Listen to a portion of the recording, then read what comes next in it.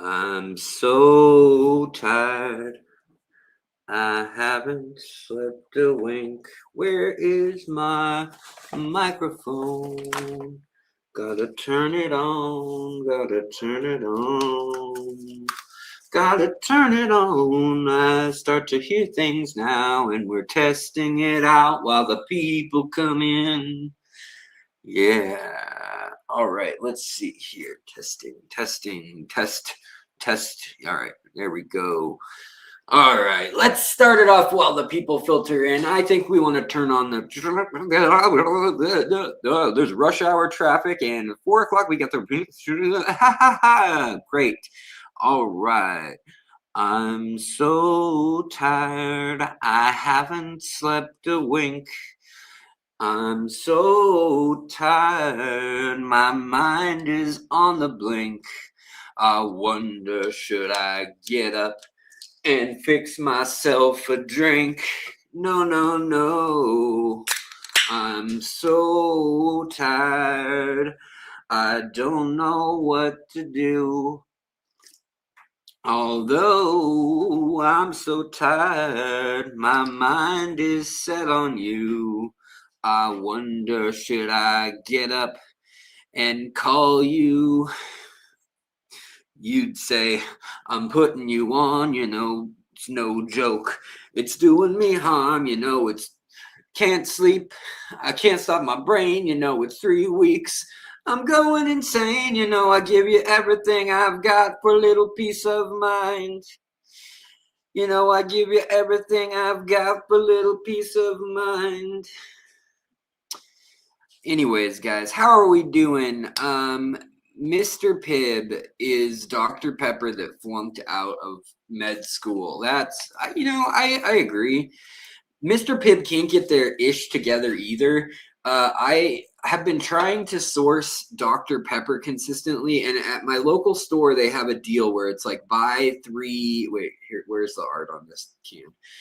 It's like buy 3 packs or buy 2 packs of soda, get 3 free, which is, you mean 5 12 packs. So that would last me like months, right? Like 2 months or something. Well, actually, what would that last me? 12. Yeah, I mean, it would last me about a soda to a soda and a half a day, something like that. But soda in Seattle is expensive. Like a 12 pack is like $14 because we have this sugar tax thing on it. And, it's like about the same price as like cheap beer. So anyways, I would try to go get the Dr. Pepper, and they'll have like 3 cases stocked of Dr. Pepper and not the freaking, and they'll have Mr. Pibb too. So then I'll go buy Dr. Pepper and I'll be like, well, what am I supposed to do? You guys don't have enough Dr. Pepper to do the deal. And they'll have like 800 cases of Coke. So I'll get like, 3 Dr. Peppers and 2 Mr. Pibbs, and they'll like write me a rain check or whatever saying like that's okay. So that's what I do. Anyways, that's how I've ended up with the Mr. Pibb. But I was loyal to Dr. Pepper, just to say. I mean, like I rocked them hard for years, and they never came through. They never came in clutch with the support or the sponsorship for the channel. It was really their loss. I mean, now if you have 100,000 people on your channel and you like offer them to come through and and you're like, hey guys, I would like to drink your soda and chat casually with people, being an influence on what they drink, and I don't have I don't have diabetes. I guess that's probably an upside to it.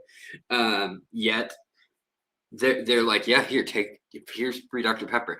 In college, I've told this story once before, but I'll tell it real quick before we get into, Dr. Pepper CO2 tank or ditch them. Nancy knows exactly what I'm talking about. So what I did was I pitched this idea. I wrote a letter, and I attached an image I sketched even.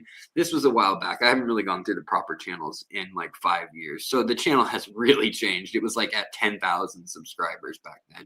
But the idea was to get a CO2 tank that looks like a bottle of Dr. Pepper.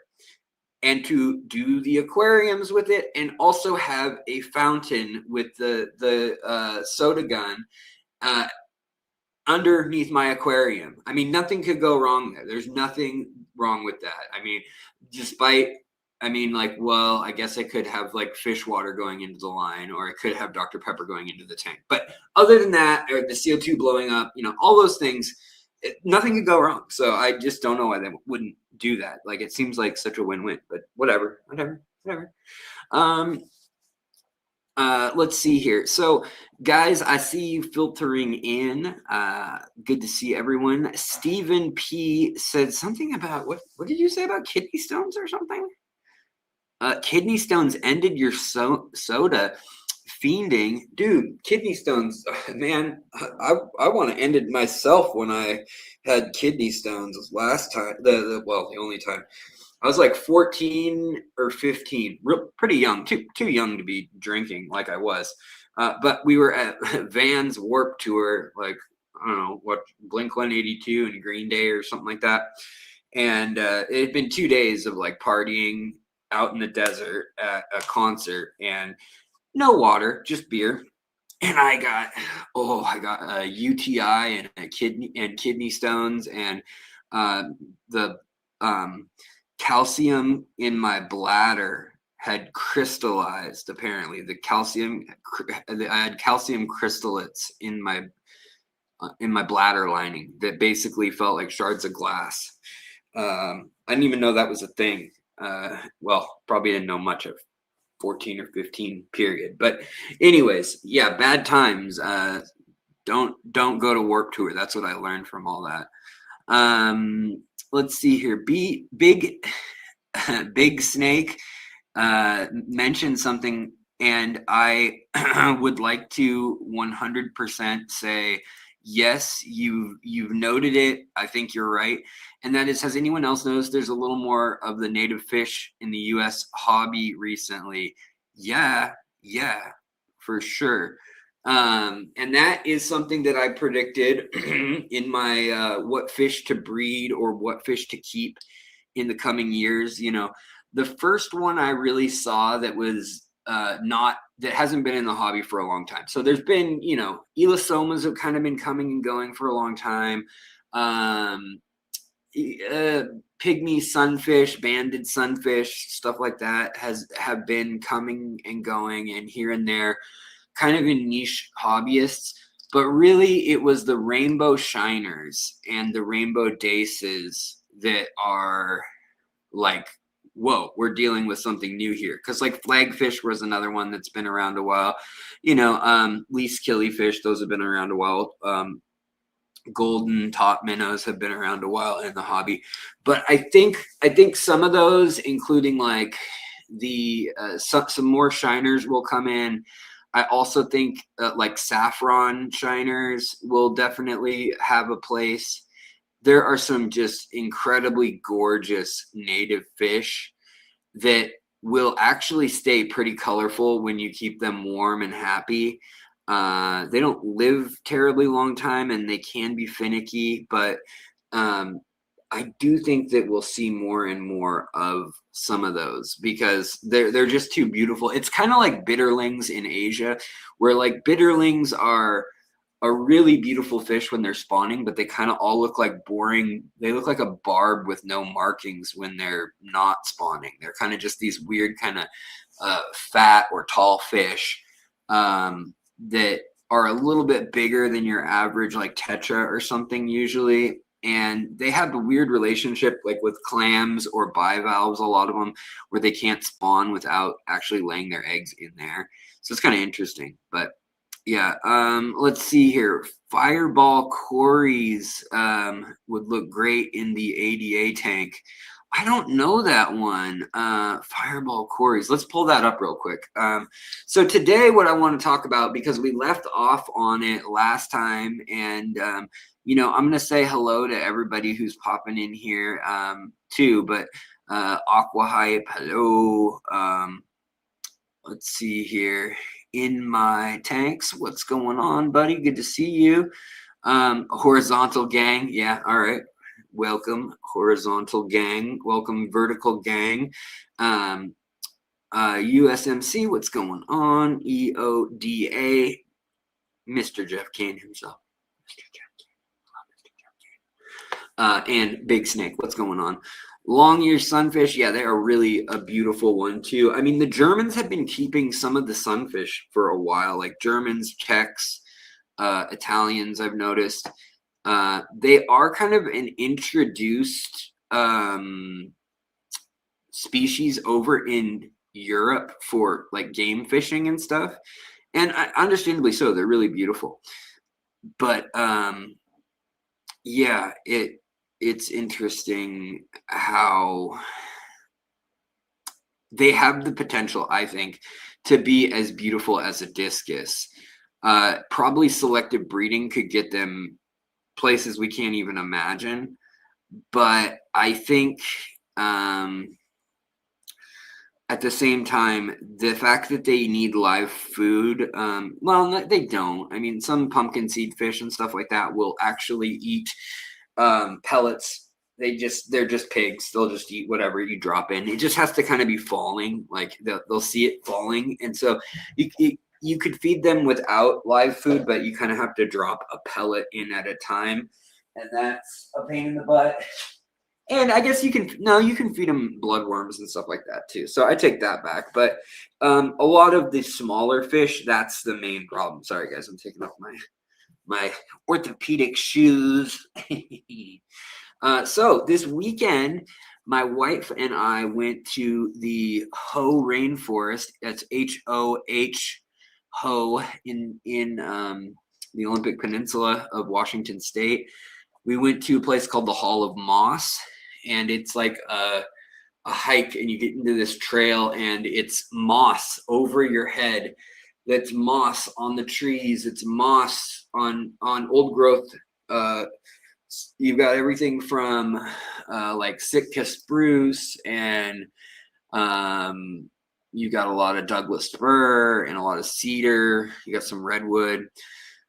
But really incredible, just giant trees that are, probably 5 meters across, some of them 15, 16, 17 feet, just across, like, around, they're probably, 45 feet or something crazy.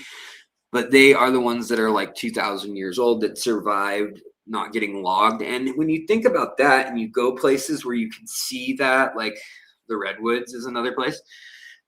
You think we freaking cut down like almost all these big trees on this continent? Like, what in the hell? Like, how did we manage that? In the 1880s, there's all these quotes that are like, we'll never be able to cut down all these trees. They're a renewable resource. As soon as we would cut them down, the old ones would have, they'll have 100 years to grow back.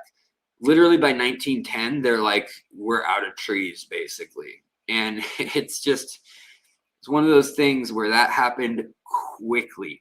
There was about a 30-year period where that happened. And that's how when things die too. So like, for instance, the dugong, the biggest non-whale sea aquatic mammal to ever live, these freaking 30-foot long manatees that lived in the Arctic and subarctic, that were by all accounts very friendly and very smart, and they took care of their young, and they kind of like nursed in these like communities and stuff.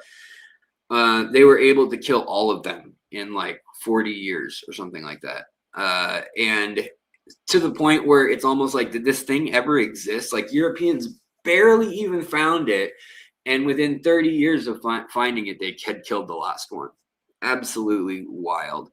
Everyone knows about the dodo and stuff like that, but it's wild when we wipe things out, like, just as we discover them. Like, and with coral reefs and freshwater lakes and species, there are very likely, hundreds and hundreds of American species, United States, in the continental United States, species of fish that we never got to know that are already gone, that were sensitive to something or other. You know, maybe they can't take any nitrates in the water hardly, stuff like that. So what was cool about going to the Ho Rainforest this weekend was to see such an intact ecosystem. All the fungi, all the, you know, there's yellow, orange, pink, green, purple mushrooms growing in these moss thickets that are literally like,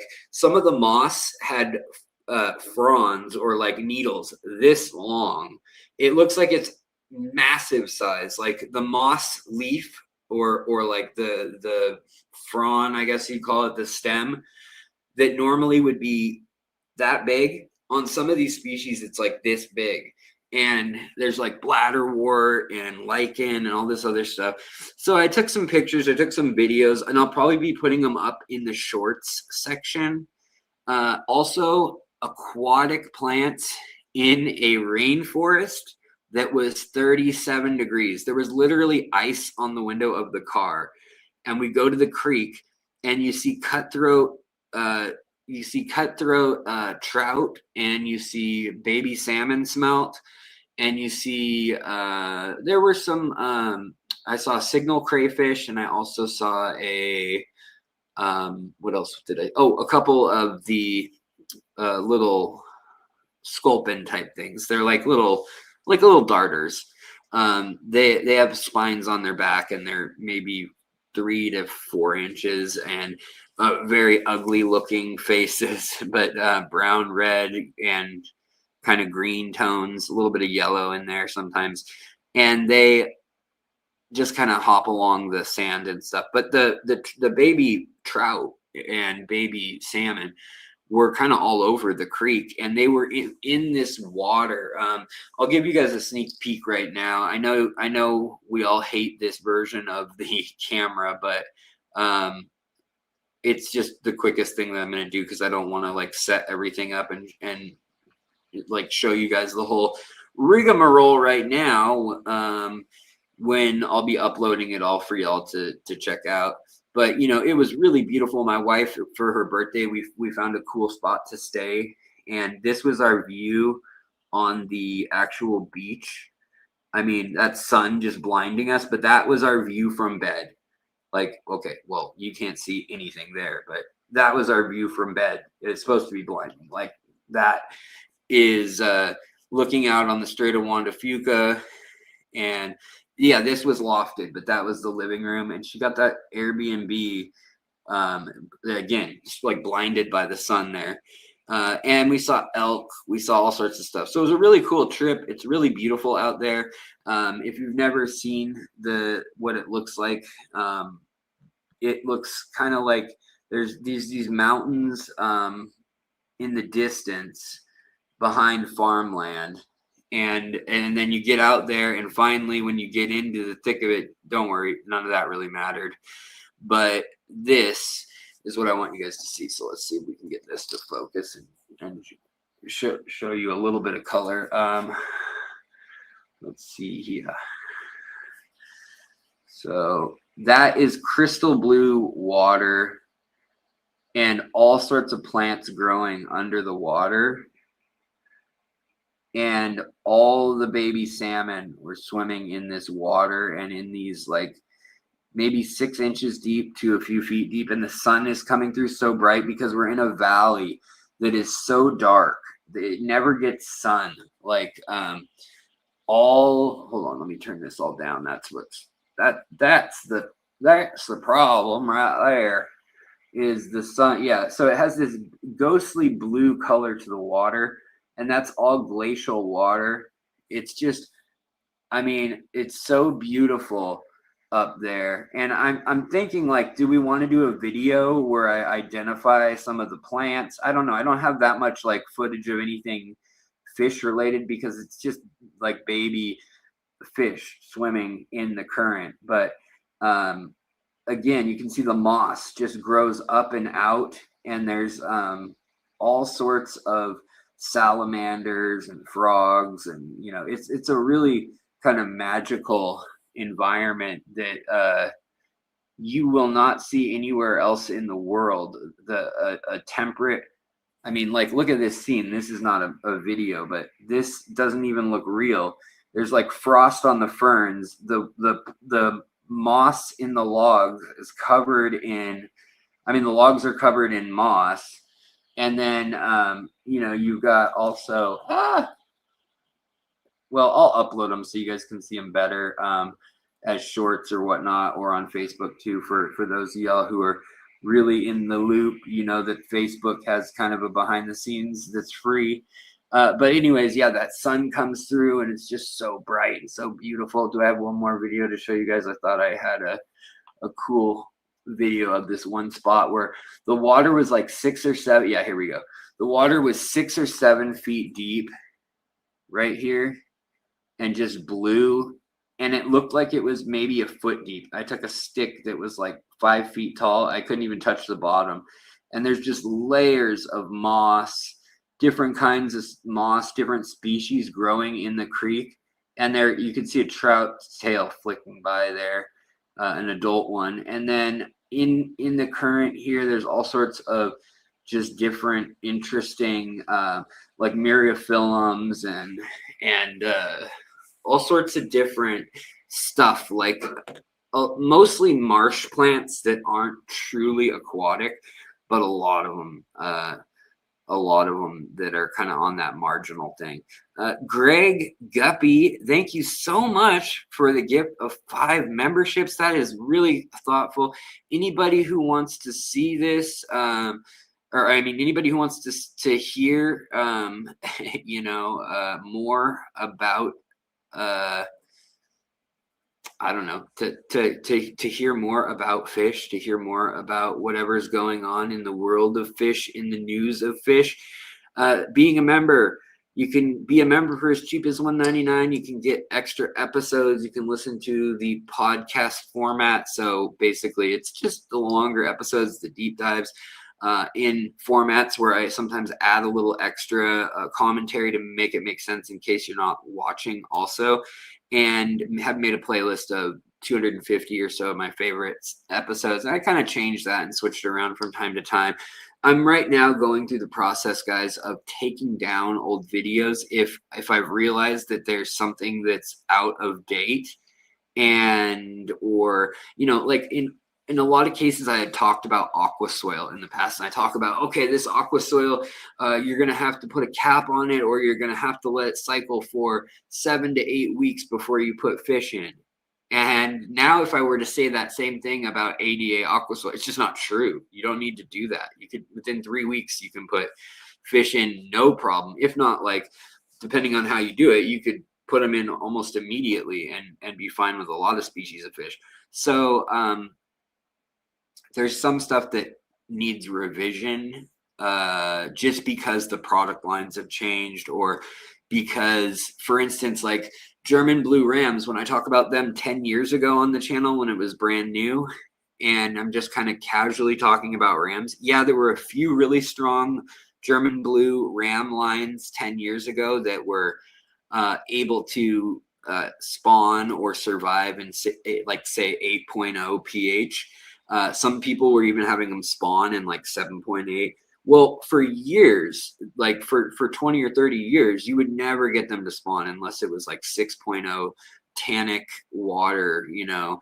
And then it became like, oh, they'll kind of spawn around neutral or anything just under neutral. Now there's like no problem whatsoever. There's like every color morph you can think of. There's balloon bodies. They sell them at Petco. They're $8 instead of, you know, they used to be like $50-$60. So it's interesting how things have changed over time like that. Yeah. So anyways, that trip up to, hey, Jacob, Postilia, man, good to see you. Chevy Fish, what's up? Greg Guppy Guy, again, thank you for that. The gifty. Do appreciate it. And who else snuck in here that I've missed? Nancy, I saw you, and then we've got Snosser, S Nasser maybe, 01, hello, welcome. I hope you're doing well and having a good day and all that. Jeff Kane, got saw you. Michelle, what's up? Aqua Hype. Johnny Best, good to see you, buddy. Hope you're doing well. And who's this? Oh, I don't know who you are. Is this? Sometimes on StreamYard, it gives me like handles that are like nobody's used them for a while. Like this one is telling me SC Catahulas. Don't you use another handle, or is that the one that you have been using like right now for a while? I feel like you show up as two different names depending on what app I'm in. But anyways, we've got this one, and I don't. How do I say it?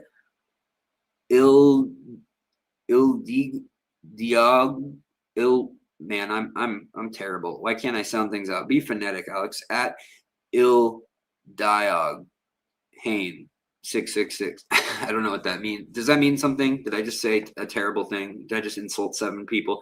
Anyways, Motep B site, see you as well. And Loretta Jackson, what's going on? All right. I think we're all kind of strapped in. All right, guys. So let's get to the meat, the potatoes,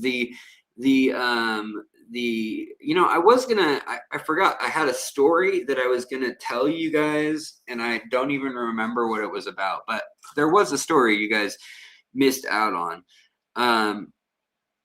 I opened your cursed mummy tomb. Yeah, that's right. That's what those words just did. Your angelfish just raised. Oh, that's pretty cool. Hold on, let's share that with everyone. Your angelfish just accidentally raised some barb fry along with their own. Separated the parents from the fry 2 weeks. Started noticing one group of babies on the side and looking different. That is super cool. Yeah, that is super cool. Wild. That's fun. I've had cichlids do that before too. You know, the other fish that surprises me that does that, that will raise its babies sometimes. Other times it literally eats them all as soon as it gets the opportunity.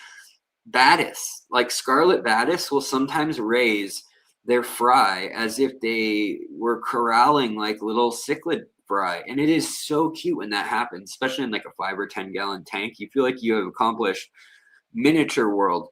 And then like one day they'll just snap and eat everything. And you know, I'm such a sucker for like experiments, or when I see something new going on, like I didn't know they were going to have babies. I wasn't expecting it. I wasn't like prepping them or doing a fake wet season or something like that. And all of a sudden I see babies show up and they're like weeks old. That's when I notice these things. Also, I have another video for y'all about algae that I got home yesterday, and the algae that I tried to take care of in the time that I left you guys on Friday and got back last night, I didn't do any more water changes or anything. I had my dad was going to come by, and he had some health issues and he didn't come by. We had someone come by and take care of the cat, but there was a friend in Seattle, but we didn't have, my dad lives outside of town. So we didn't have, he didn't come by, long story short. Didn't have any water changes done, didn't have the lights come on, but I had the light from the other room. The ambient light in that room is insane. It is, it's bad. I want to get a par meter and check what it's at ambient wise, because even though I don't have any light on the tank per se, the diffuse light through like the cream colored curtain that my wife has in there, it's like a linen. It is so bright that I can film like the microscope in there without turning on the slide light. So it's really bright, and I didn't really count on that because I was like, you know what, we'll just leave the tank off. It'll be like a blackout, you know. But it wasn't. It was the sunniest weather we've had in weeks. And so the algae came back worse than it was looking when I showed y'all before. So I made another follow-up video of what I'm doing, and then you guys will see by Friday. I think it'll be mostly gone by Friday, honestly. But so will some of the plants. Some of the plants got pretty battered under that, and some of the grasses melted pretty good too. The tissue culture grasses, and they still have their root structure, but they lost that like fresh green look up top. Now they're more like a dull earthy green, which is a pretty good sign that they might be melting. But what happened was we went all the way from 0 ammonia and the nitrites falling and the nitrates raising to the nitrites also back up again and the ammonia at 0.5 parts per million. So by water change last night, we got the ammonia gone again and the nitrates falling again. But we're going to need to do 50% water changes a day for at least 2 or 3 days. If not 75% water changes, would probably be better. But it's all because I introduced those plants that were from other tanks, unfortunately. Oh, nice. I've not seen the new rimless Petco tanks that go up to 28 gallons. Wait, unless it's a square tank. Maybe I have. I bought a 6-gallon and a 9-gallon square rimless at Petco. Petco is now doing all their own manufacturing, in company. But yeah, they've got some good deals. I've heard people have pretty good luck. Is there anything I can dip moss into to get rid of hair algae? That's a good question, Elf Puncher. I don't know what to tell you anymore. People say hydrogen peroxide, but with moss, it really depends on the species. Some people will see that will melt it. It really depends on like what your baseline is. Are you using CO2 highlight? You've got really good flow and you've got nutrients, because if you've got all those things in place and your CO2 and your pH is just below 7, then yeah, you can probably use either hydrogen peroxide or alum. There's a number of things that people will use. You could use alum. You could use, so I've seen people talk about potash even. There's different things you can use. You can read online. But honestly, algicides also people will use, and they'll dip their moss in those, and then they'll put the moss back in the tank. You know what I mean? Rather than adding the algicide to the tank, and then they'll kind of rinse off the moss. That's probably going to be your best bet, but it's really easy to damage moss. And really, for me, the best way to deal with algae on moss, once it's really ingrained in there, if you've got a lot, and especially if it's any sort of blackbeard or staghorn or just really tough algae that's in there, I just trim it back like real short, just so there's only a little bit of moss, and I just regrow it. And that usually works out better. And like, then you don't have to deal with the melt again. So you got no CO2, heavily planted father fished, 20-gallon tall, gets sunlight though. Okay. So, flow is probably something that could help a little bit, because the moss gets its nutrients. Since moss doesn't really grow like a plant, it kind of absorbs what floats by. It's almost like a sea anemone. It grabs what it can. It doesn't have a big root structure. So it's kind of grabbing whatever it can get. So sometimes, it's kind of an oxymoron, but or it seems like the opposite of what you'd want to do, but adding fertilizer sometimes can help with that. If you already have a fertilizing routine, then that's probably not it. It's probably you need to do some more water changes, get the nitrates down to near nothing, because moss doesn't need a lot of nutrients to survive. While it does appreciate it, if it has CO2 and light, it will utilize nutrients that floats by at a high rate. If it doesn't have CO2 and high light, then it can't utilize that third leg of what it needs to survive. And so I think putting it in the dark is another thing. Yes, I agree, USMC.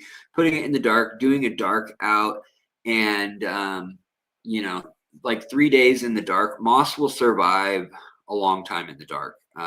It is simple yet elegant the way it has evolved and been designed evolutionarily. So, but it doesn't work for all algae.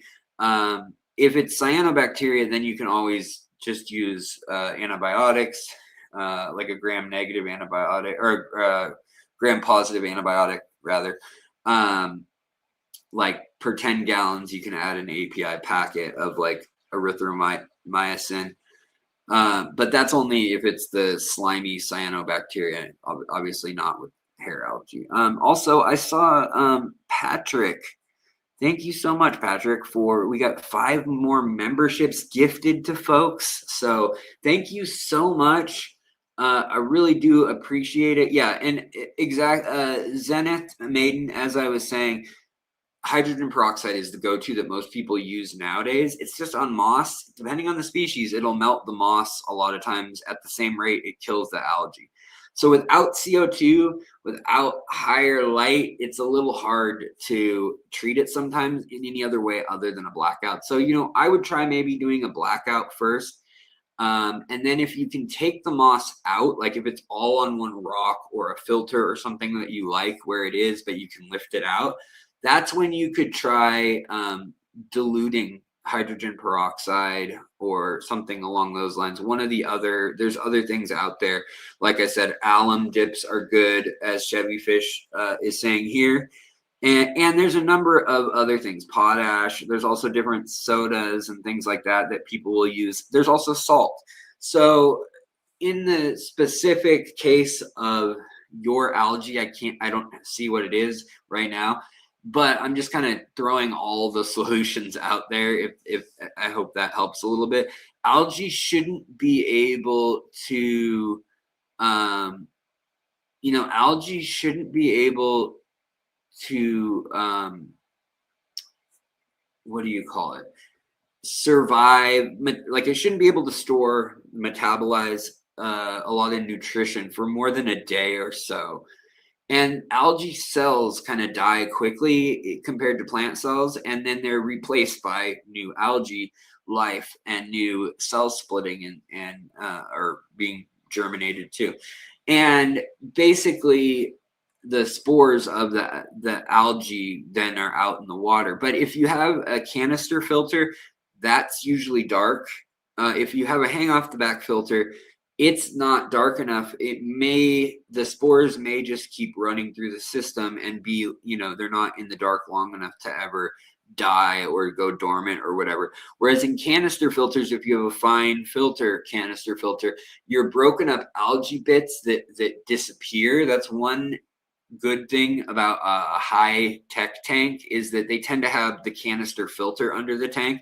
And when it goes under the tank, and into the canister filter, if it has a fine enough actual filtration, like cloth or filter media, those spores and the broken vegetative bits of algae that can regrow will get stuck in the dark in that tank.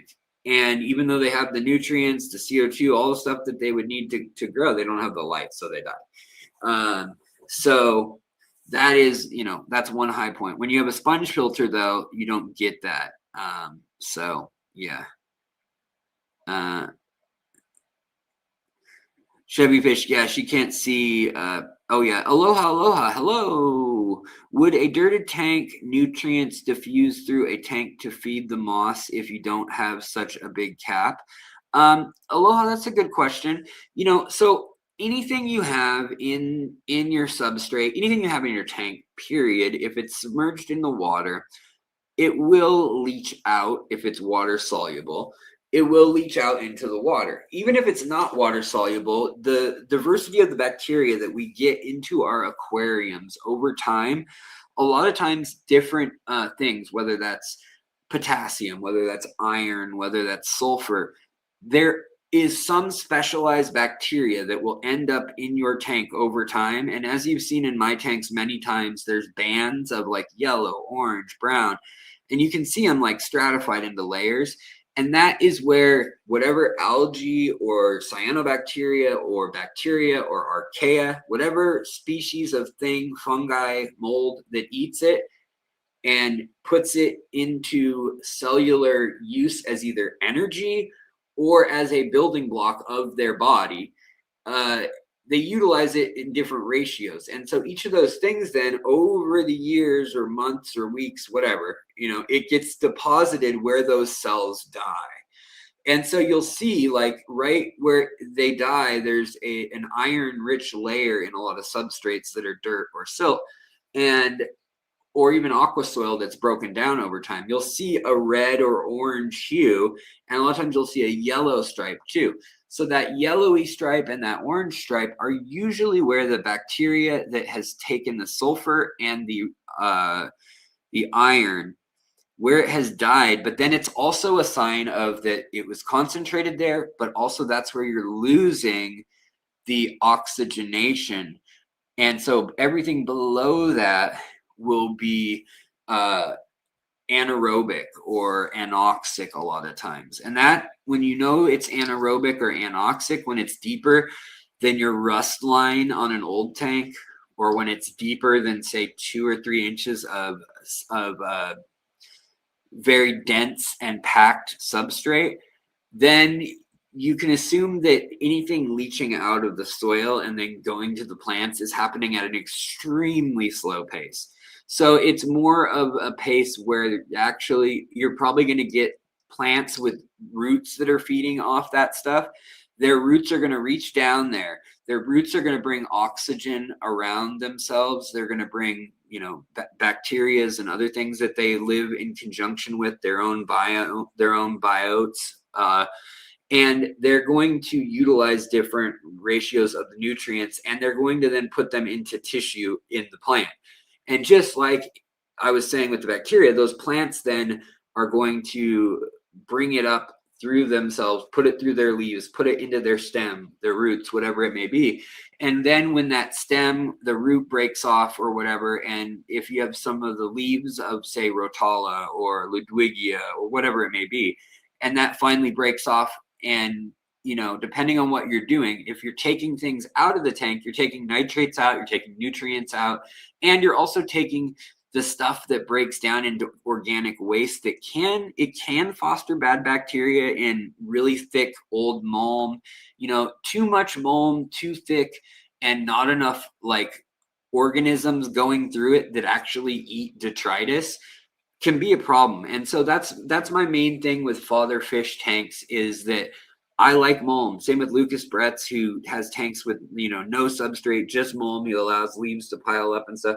For me, I prefer to let dried leaves that I add as botanicals pile up, because a lot of the organic living debris that is in an aquarium, so anything that has chlorophyll in it still, like green leaves, that still breaks down into volatile organic compounds. And as a general rule, those things build up over time and can, mess with everything from hormones in your fish, in your plants, and they can encourage melt of other plants. They can encourage algae big time. And it is those nutrients that your plants still won't know what to do with, but bacteria, algae, fungi, that kind of stuff, it knows what to do with it. And so if you're trying to raise a bunch of microscopic life forms, like for your baby fish, fry, or for, isopods or something like that, then great. That's how you get planaria, that's paramecium, hydra, all that stuff comes from that mulm, that breaking down organic stuff.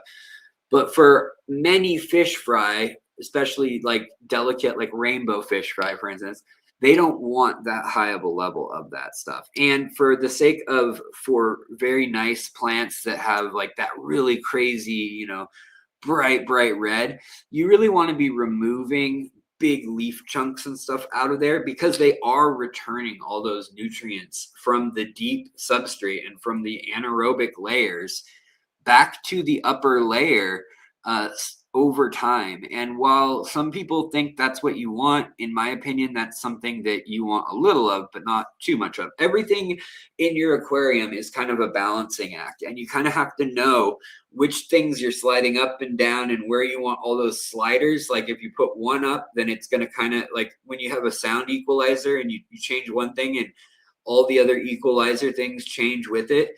That's kind of what goes on in our aquarium. When you change the pH, you're going to automatically change the amount of like, nitrate solubility. The amount of CO2 probably is going to be inferred by that. And so kind of interesting in that sense, how you learn over time how that impacts it. But if it ain't broke, don't fix it for your tanks.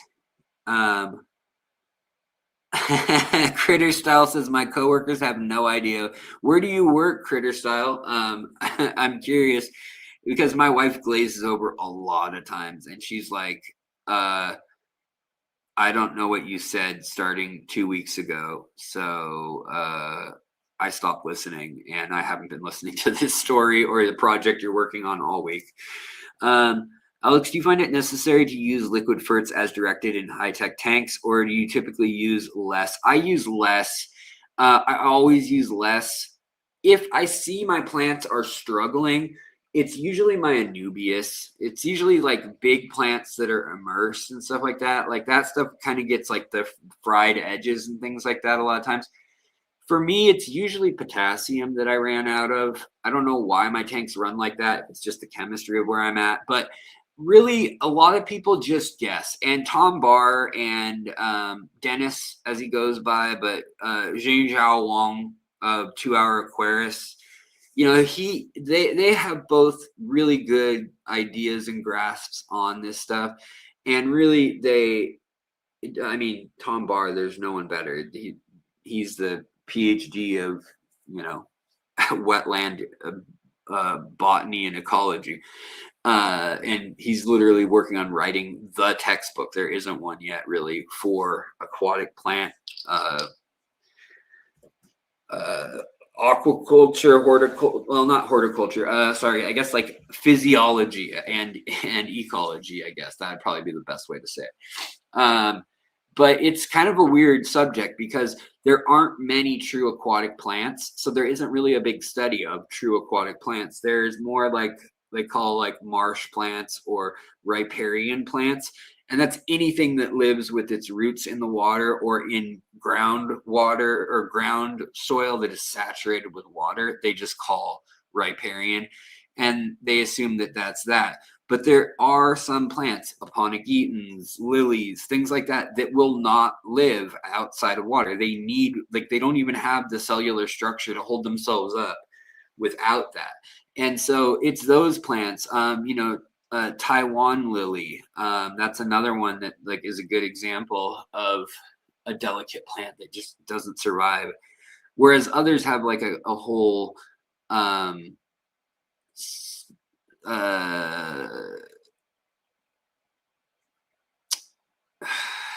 have a whole different mode for acting when they're growing underwater, but they're not truly underwater plants, if that makes any sense. Marginal plants. Yeah, that's right. Chevy fish. What would I do without Chevy? U.S. Marine Corps, 2 Hour Aquarist, and I've listened every Tom Barr interview right on. I know I need to have Tom on my channel.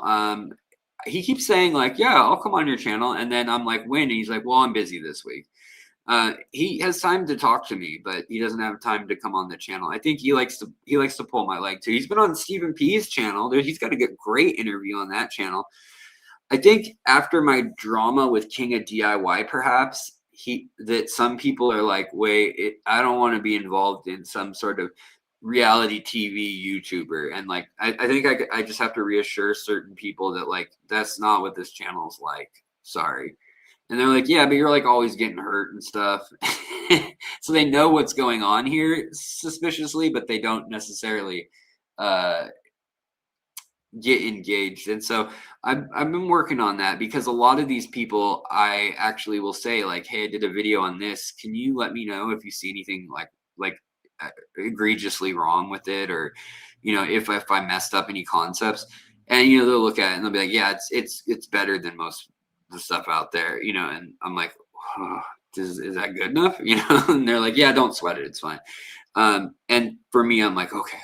And, you know, but I would love to bring more of that into the light. There are a lot of people I get to work with on this channel that never get to see the light of day. There are like people that I've started emailing 10 years ago about like guppy behavior. Like Kevin Resnick is somebody who I absolutely love his work. He is like the behavioral and evolutionary biologist that is above everyone else in the world on Posilia, guppy, and antler behavior and evolution. And right now he's out of USC Riverside. He used to be out of UBC up in Canada. And he has really insightful, incredible papers. He'll write me. He'll tell me like all this stuff behind the scenes of the papers and these anecdotes. And then I'll be like, dude, you got to come on, please, you know? And he'll be like, nah, I just don't like being on camera, you know, or whatever the reason is, or I'm not into the YouTube thing. You know, you can do it, run it by me. So if you guys know folks who are academics that are like a little less shy that ever say, hey, yeah, I'd be willing to do it. Like, hey, pass them my way, because I would love to share more actual experts, you know, more folks. Unlike myself, I just dabble in here and there in a bunch of different things. So we could get some experts would be great. Motep B, the whole King of DIY thing, I'm not going to go into it, but if you look it up, it shows up for some reason for people as one of my first videos. If you go to my at Fishery page, just the homepage, but go to like the 40, I think it's 45 minutes in or so.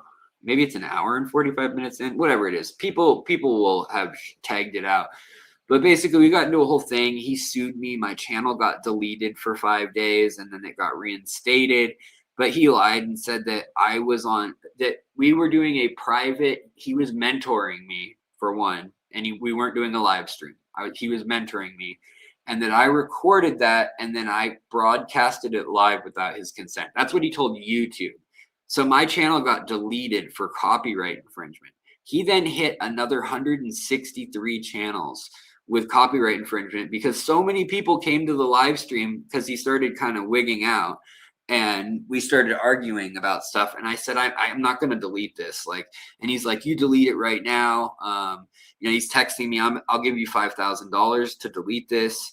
You know, I'll make you famous. I'll make your channel famous, blah, blah, blah. And I was just like, no, I'm going to leave this the way it is. And so we're arguing about deleting what had just happened on screen.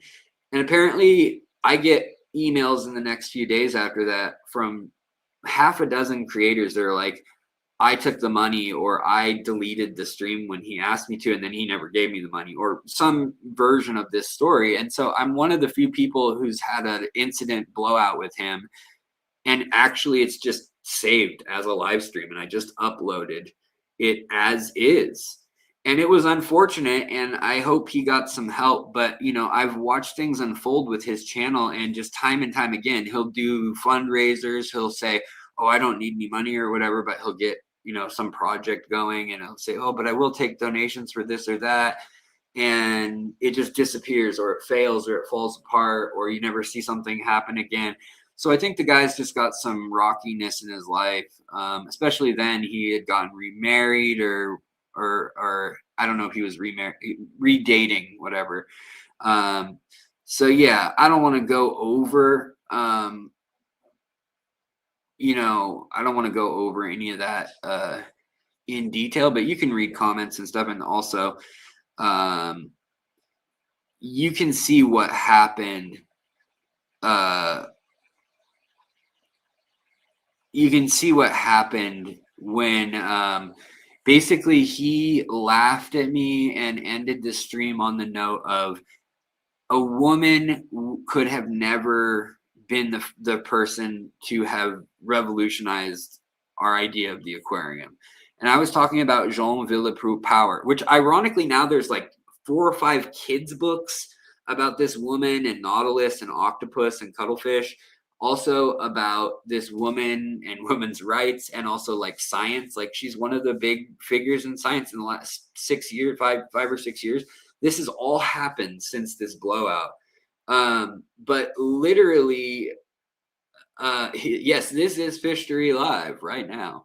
And that was a Fishery Live. And literally, he was like, you need to go live with me right now, or I'm not going to do an interview with you. Because I had interview questions that I said, we don't need to do it live. We can record it and I'll edit it and we'll just do like a 60 minutes interview kind of thing. And he's like, what are you scared? Using different words. And he's like, let's go live right now. And I could tell he'd been drinking. And that was when I should have been like, no. And then I also knew a couple things about his past, and I shouldn't have probably platformed him. And that is why, not to speak, I won't get into it more than this, but I was going to have Heiko Blair on the channel, and I was forwarded a piece of information when I did that from somebody who is a PhD and somebody highly respected in the fish community. And it was evidence, like firsthand evidence of behavior that I don't want to sanction. And so I canceled the Heiko Blair interview the day of, and I was kind of wishy-washy about it. Not saying he didn't do great things in the hobby and stuff, but I will not platform people with like accusations from a bunch of people in the community, from scientists, from their peers, and from victims of like abuse or things like that. So don't know if they're true or not, but when it's dozens of things and there's like screenshots, when there's receipts and people telling you like they were there, like a lot of people, then it becomes it's not just like, oh, we're canceling them. It is important to have integrity and a community in my mind.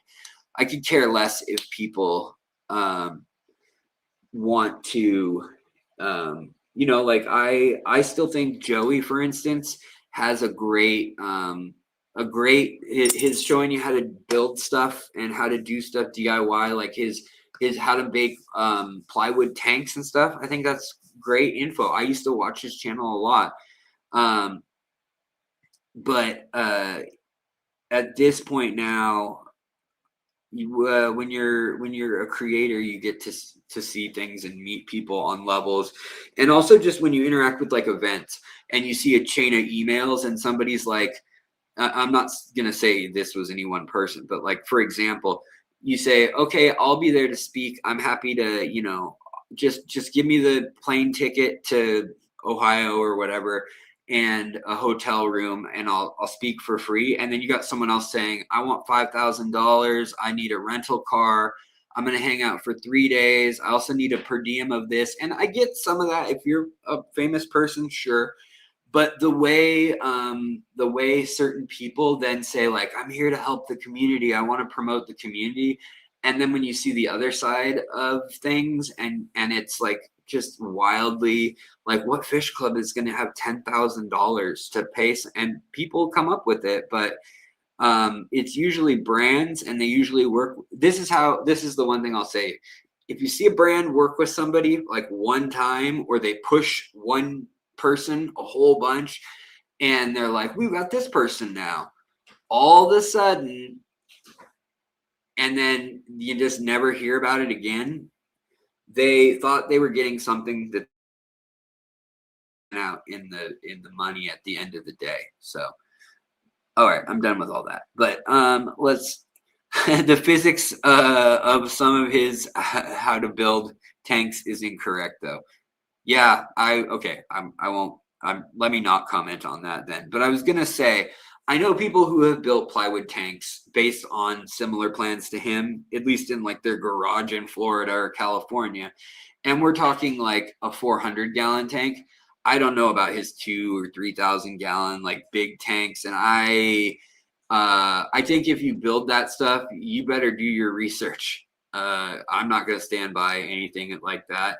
I wouldn't post a video about endorsing how I did something like that, because I don't have that skill. If I was a contractor, or if I was a structural engineer or an aquarium company, sure, why not?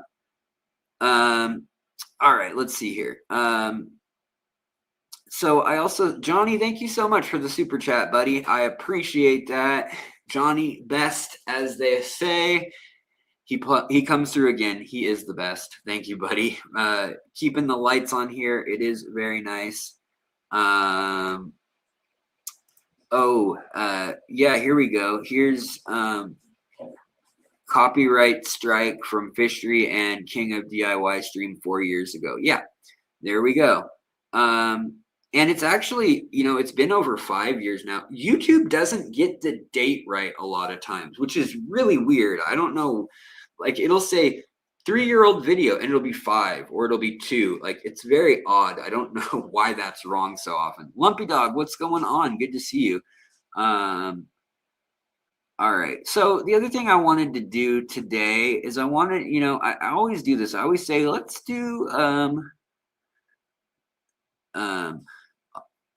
Aquaball says, Alex, a photo of the hotel he stayed in when he visited Los Angeles. The place is destroyed. They took it down. I wonder why.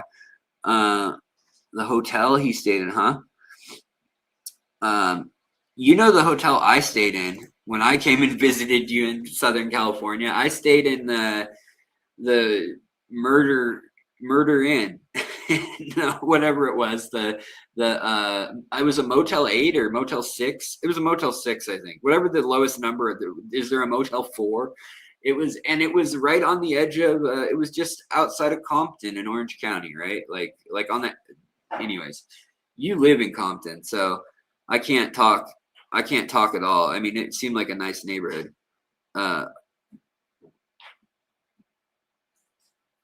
Oh, it's down. That hotel is gone that was there. Wild. Yeah, and that was all like 2022, 2021. I don't know. I forget what year that was, but yeah, that whole time, that was a weird time to travel and everything. So, especially when you have autoimmune issues. Gone bye-bye. Well, I mean, for the amount of sketchy business that went on in that hotel while I was visiting California, in the 3 nights that I was at that hotel, it was like I wasn't there with anybody. I was just alone, and it was on the ground floor. And I had 2 different women knock on my door and be like, "Hey, is Danny here?" Or like asking for some whatever guy. And clearly there was no Danny. They wanted to just see what guy was in there. And they were like, "Hey, you lonely tonight?" It was like one of those hotels. But there were enough like families and stuff staying there too. It wasn't in like complete ghetto or anything like that. So just next to the freeway, I think, is the issue. Anyways, moving on. So guys, I wanted to shout out the Aquatic Arts right now has BOGO deals going on, and I wanted to check out what they have going on. Because I need to restock. Like right now is a great time to start thinking about restocking like any sort of aquarium that's in your house, like community aquariums. I noticed this is always the time of this is always the time of the year where people are like, "Oh, I am looking at my neon tetras and there are 4 left of my school of 7 from 3 years ago," And so this is the time of year to kind of spruce up or add back to those things. And so the deals that Aquatic Arts has been running, I really liked in that they've been doing the buy one, get one or similar things and packages.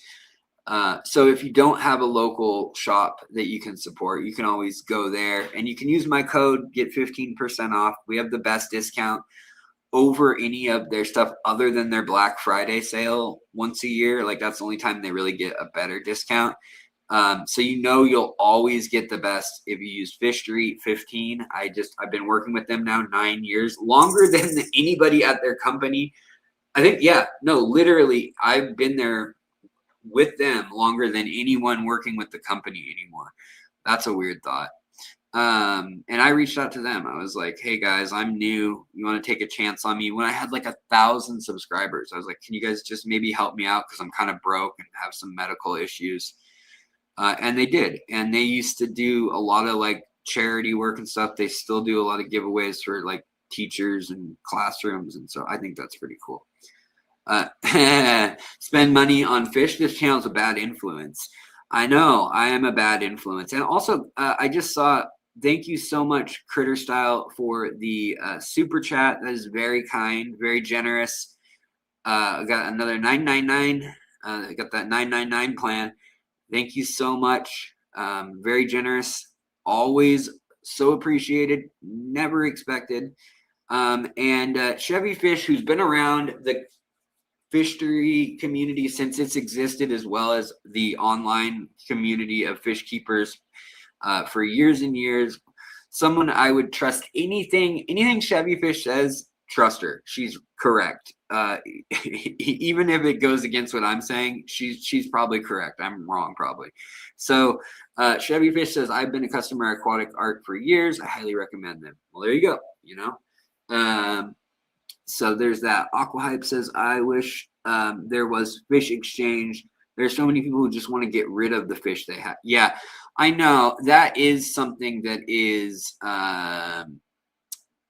you know, that I was hoping that when Vivi, if you guys remember that whole thing, I always thought that was a dumb name. But anyways, Vivi, when that whole thing got funded and they spent like $1 million on all of that, when all was said and done, and that was Aquatic Arts. And basically that's what broke the company at the time. The original owner cashed in his chips and left the company when that failed.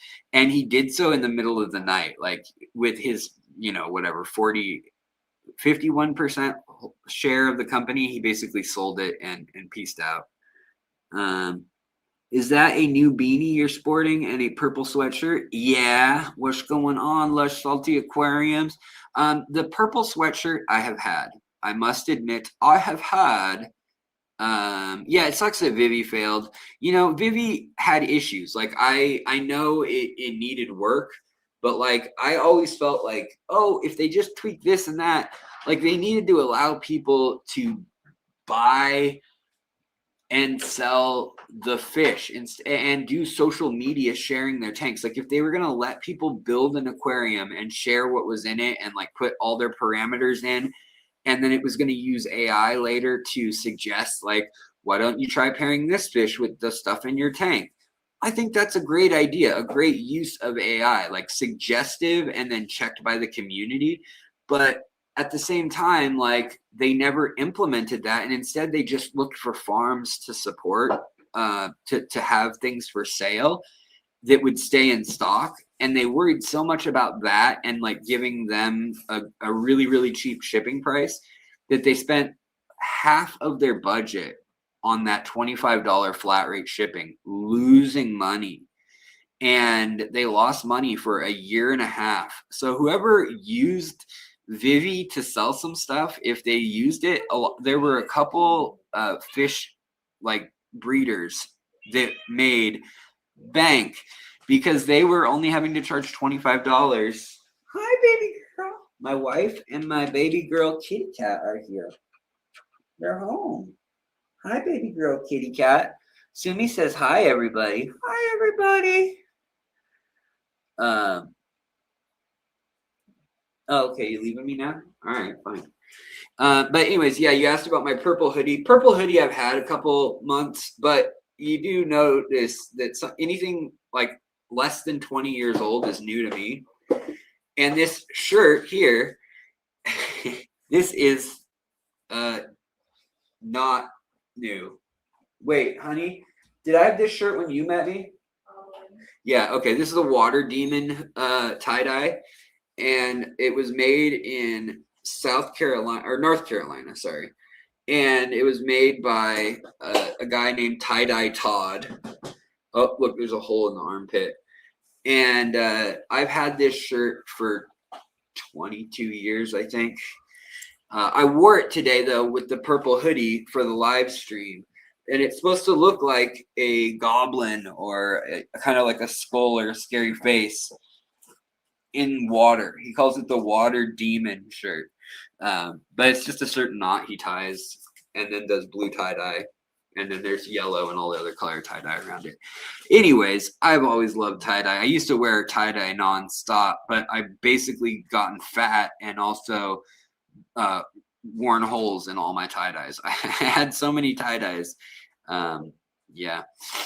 Anyways, what's going on, guys? Bambi McCluskey, what's going on? You snuck in here. Sage, what's going on? Asya, good to see you. Also, did I miss? We had another gift membership from Johnny Best. Thank you, buddy. Man, you need to just, you know, I appreciate it, but you do so much for us. And then this hat, I got 3 of these hats for $20 on Amazon. They don't even have like a brand. It doesn't even have, it has like, it says like true original, which I don't know what the hell that means, but I go through beanies. I get them dirty. I'd rather just, I just throw them everywhere. Like I've always got a beanie, and then I'm working in the fishing. I'm like, this is too hot. And I throw it at the wall. All right, guys. So let's pull up Aquatic Arts real quick here and see what they got as deals go. You know, it's kind of funny because I call these, sometimes I'll call these live streams like, hey, we're going to check out what deals and fish are out there. And I never get to it. On those days that I say I'm going to do that, I just waffle on about, like, we have enough to talk about in the chat. And there's, you know, and we just get on side tangents. But if I say, like, I'm going to tell you a specific science story or something, unless I have like a whole presentation ready, that's the day that we'll like look at a video of, you know, what's out there. So, you know, maybe I shouldn't do themes for the live stream. Also, I've been meaning to have like in my tanks, I'm going to have Nicholas on again, and like a number of people, Adam Ragosi, I want to have on again, Aqua, the Aquarium Guys podcast. They're going to have those guys. They're welcome anytime. And Alex Sighting in Kentucky. I would love to go to Kentucky and go fish collecting. When my ankle is healed, I will be all over that. This is the first time this weekend that I've gone to like a creek or a river. This makes me look like Quasimodo. This is not a giant hump. It is, in fact, a giant hood in the Northwest. Very key. I do not own like coats in the Northwest. You don't own coats. It only gets to like 20 degrees here in the coldest days of the year, and that's not many. So instead, you get a long sleeve shirt and you put a t-shirt over the long sleeve shirt. Then you get a light hoodie with only 2 pockets. These are called 2-pocket hoodies, or just the pouch in the front. But you want a zip up hoodie. And then you get another either pullover hoodie with the pocket on the inside here, or a Carhartt. That would be the closest thing to snow gear, even if it's freaking snowing and pouring rain in Seattle. That if you're a true Seattleite, that's how you do it. Flannel is also acceptable. Like if you get the flannel plaid shirt with like the gray hoodie built in, stitched in, that's okay too. Denim used to be okay, not okay anymore. Not cool. All right, Rune Wolf, what's up? Good to see you. So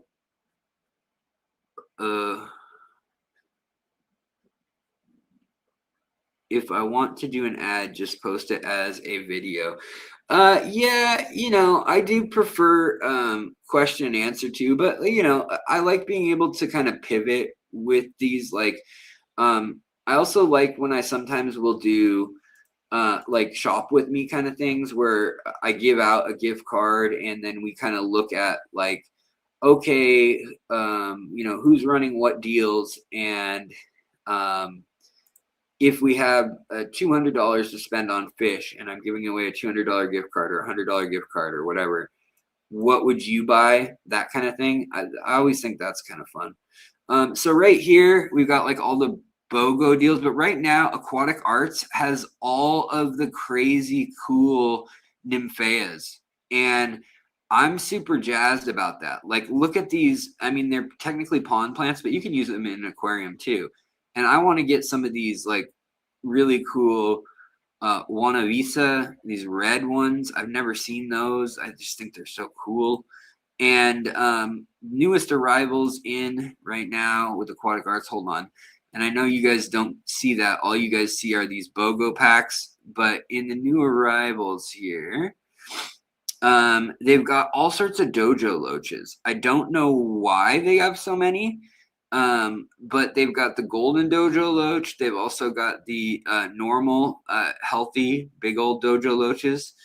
They've also got the peppermint pleco, although I think Moonlight has these cheaper. And then they have, again, these keep selling out, but the Mayan butterfly koi, these things are bonkers. Look at these things. These are koi, and I just think they look so cool from above.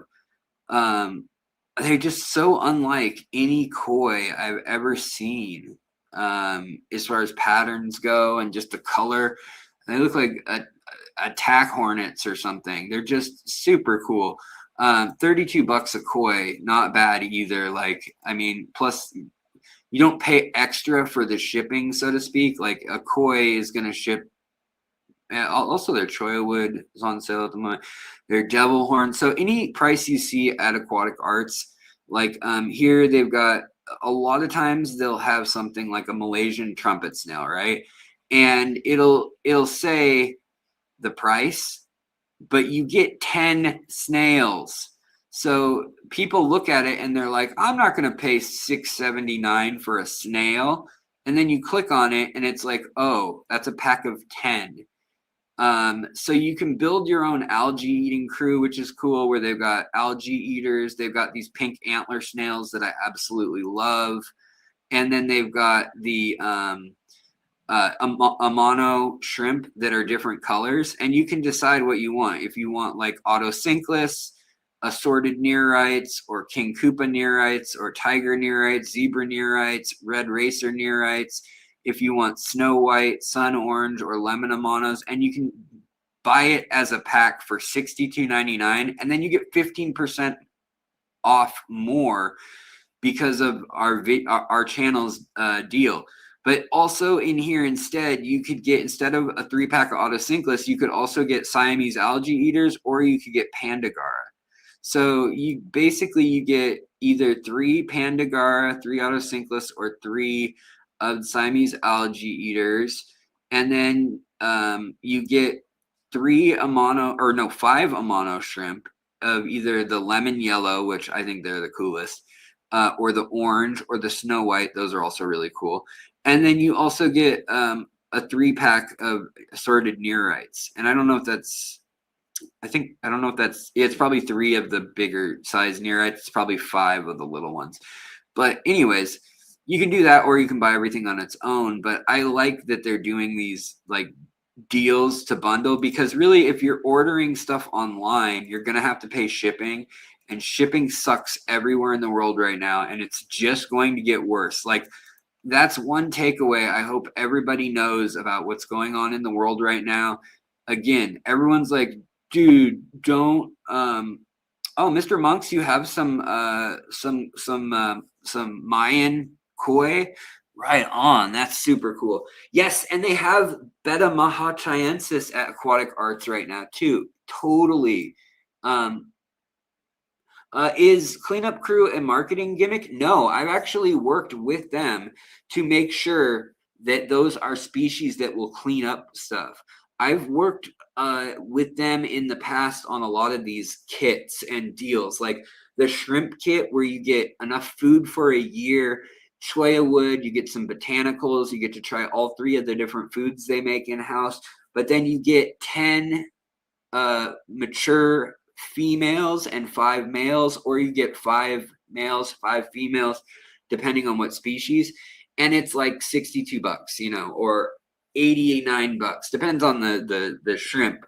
Now, granted, Moonlight Aquatics is someone who has some of this stuff a little cheaper. Is the quality up to the same level on some of it. Yes, not on all of it. So you kind of have to go item by item, but Moonlight pretty much is the person that I've partnered with for like the rock bottom prices, especially on wild caught, like South American stuff or Chinese and Indonesian bred stuff. Plecos, Corridoras, usually Moonlight Aquatics, and using the code FISHERY10, getting yourself 10% off. Usually that's the best way to go. But if if you want a pack or you want something unusual, something something that is interesting. So like, here's a good example. They have right now, never mind. You guys can't see that, but let's see here. What else do they have? Like they have really good invertebrates, crabs, shrimp. See, these are the Amano, these colorful Amano. These yellow Amanos are so cool. They look like Neocaridina shrimp. They are so colorful. They get kind of this red or orange hue in there where their eggs are developing in their ovaries. Also right now they have pom-pom crabs, and they are cheaper than Moonlight, actually. I don't think they have blueberry snails last I looked. They also have, Thai micro crabs. These ones are so freaking expensive, and I don't know why. They're like $30 a piece. They must just not breed in captivity well. But also they've got mini orange CPOs. That's another good one. And then the Cully Loaches, they were doing 6 Cully Loaches for $9.99. And right now you can get a pack of 3 for $9.99. That's still a really good deal. These are the standard ones, but they also had the giant ones. But again, all of these shrimp that Aquatic Arts has, they do a killer job with. Whether you're just getting some lower grade like Sakura, these are just low grade reds. These are assorted Neocaridina. Every color you get like an assortment of something. And then they've got all these others too. Like these greens, if I needed green, I would pay the $10. Even though it used to be $10.99, now they're $9.89 for this dark emerald green. I would pay that $10 if I was going to start breeding for profit. Like that's worth your money. Certain lines, and that's why it's good to know. Like honestly, that's why I'm here to tell you guys things like tangerine tiger shrimp, $6.79 for Caridinas. Snowball shrimp, these are good snowball lines. That's another good one to know. This orange Sakura line, I wouldn't pay $6.99 for. I don't think these are they're not a good orange or pumpkin.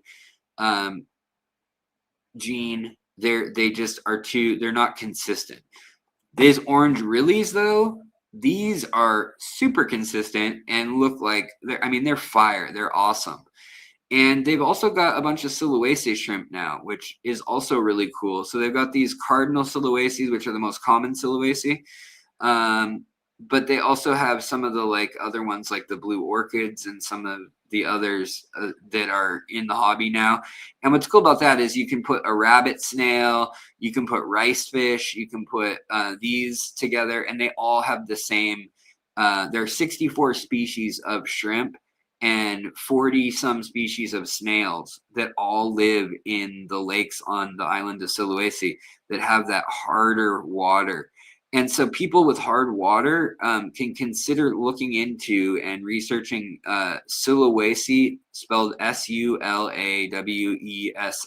the island of Siluaceae, and specifically Lake Poso, Poso, shrimp, because they actually live in alkaline water. It's a volcanic area with lots of sulfur, lots of limestone. Also, they've got this line that they were the first to have in the country, and these are the red onyx shrimp. So that what that is it's a Bloody Mary exterior with black carbon underneath it. So they actually, when they get the red over it, it's like the darkest red you've seen, and it looks almost buffed like an old It almost looks like a mini figurine that you'd get for like Warhammer of a tank or something. Like they're really dark and they look really interesting under highlight. But that is kind of the new style of shrimp that in Neocaridina, there's these tritone shrimp. So here's another one, these chocolate ones.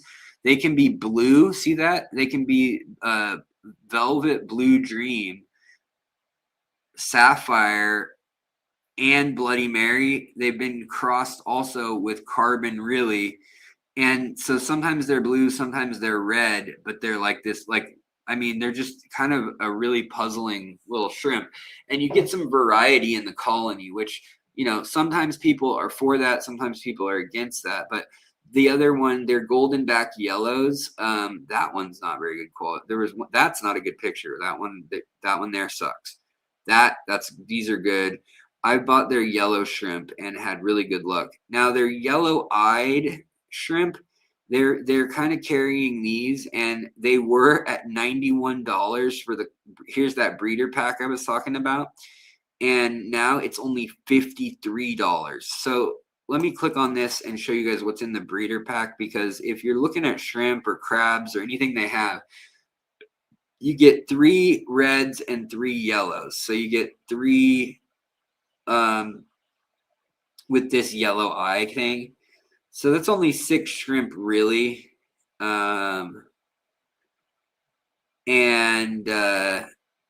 Let's see. So you can either do that, or you can do 5 yellow eye cherry shrimp. Let's see here. What's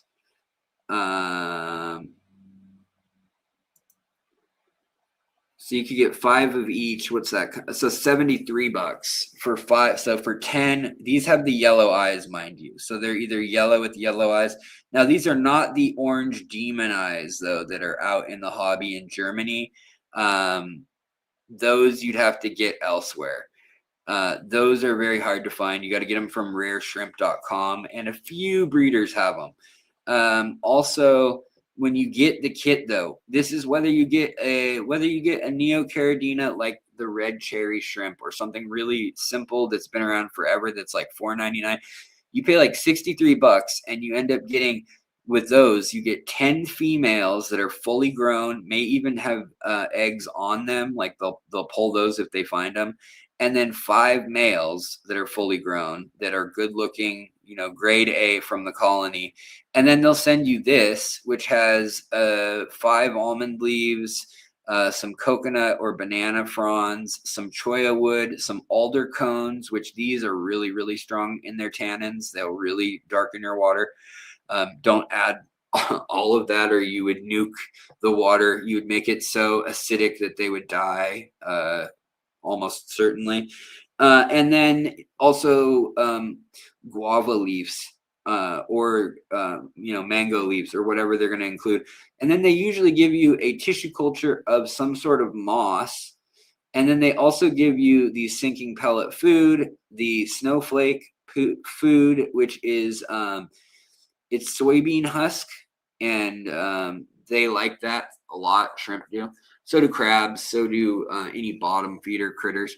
But the pollen granules are the real cool one. If you can get bee pollen, like this is the pollen that bees feed to their babies, that they like roll up and feed to their babies. And it's full of nutrients. It's like nutritional pollen.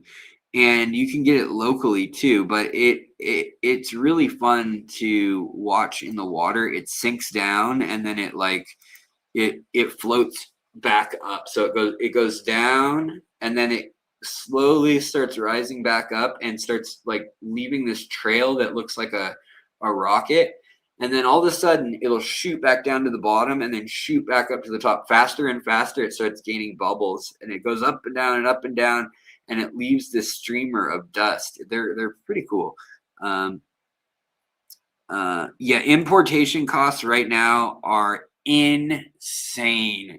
People have no idea how bad it's going to get. I mean, they're just not going to be. Yes, and remember to get your remineralizer for Sulawesi shrimp. They definitely need their very own special blend. And yeah, salty shrimp is good. I usually use I was partnered with Dan's Fish for 4 years. I still think that Dan's Fish is a cool site. He takes good care of the fish he brings in. I will say that people lately have been giving me feedback that they aren't as happy with some of the issues of care and quality. I don't know if that is like a kind of a popularity contest thing or if it's a reality of the brand. But what I can tell you is that Aquarium Co-op started partnering with them, and basically everybody who had supported them before, we used to get what I wanted to do is I wanted to give the viewer a 10% discount and give me a 5% store credit or cash or whatever, however they wanted to pay it. Aquarium Co-op wanted it to be the other way around. So they wanted the viewer to get 5% off, which to me is nothing. It's not enough incentive to give you guys, like, it's not good enough. I want to give you guys more than that. And then they wanted 10% off. And so they made that deal, and they're like, do you guys want to keep that deal? And our answer was all, yes, yeah, we'll keep that deal. Steenfot Aquatics, me, and a number of other independent, YouTubers that don't have like a whole staff or anything. And then what happened was they said, we're not going to let you use the discount code anymore on Dan's Fish. And there's no longer going to be incentive for people to even get a discount. Like, we'll give you the credit. And so I said, I'm not gonna promote it on principle. Like, I mean, I won't dissuade anybody from buying from them. And I still think that, one, their product is very overpriced, but very good quality. So if you're buying like breed stock, if you want to breed a good line of something, they have a good thing. Or if you're just well-to-do and you want peace of mind, sure, I still stand by, I wouldn't have endorsed them if I thought they were a bad company or anything. But the Dan's Fish stuff, he was getting stuff that was kind of unusual and things. And now Moonlight's getting it for a fourth of the price. And yeah, Dan's link does. So Dan used to give out a link that, you could go to the website, and if you entered through the link, then users would get a one-time 5% discount. I would get a commission, and then the next time you guys would get nothing, and you have to use that same login. And to me, it was clear that Corey set his term, and that Dan decided that he wanted the clout or the influence, I mean, for lack of a better word, of Aquarium Co-op and Corey, who has a brand that's, well respected.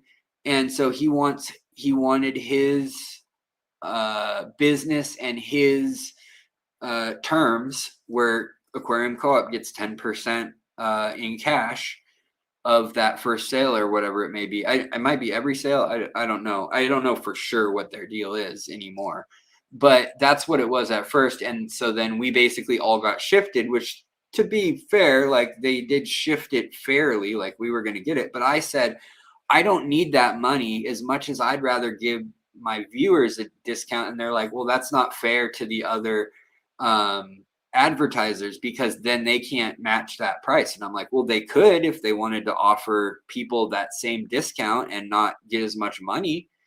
And basically at that point they said, well, now we're just going to only offer everybody, I don't know what Aquarium Co-op's terms are anymore, but they offered Bob Steenfot and they only just said, like, now we're going to basically give you a website, and that code that you've been saying for 3 years that's in all my old videos, it's useless now, which is frustrating, because that is something that, like, it's in videos that are up for good, and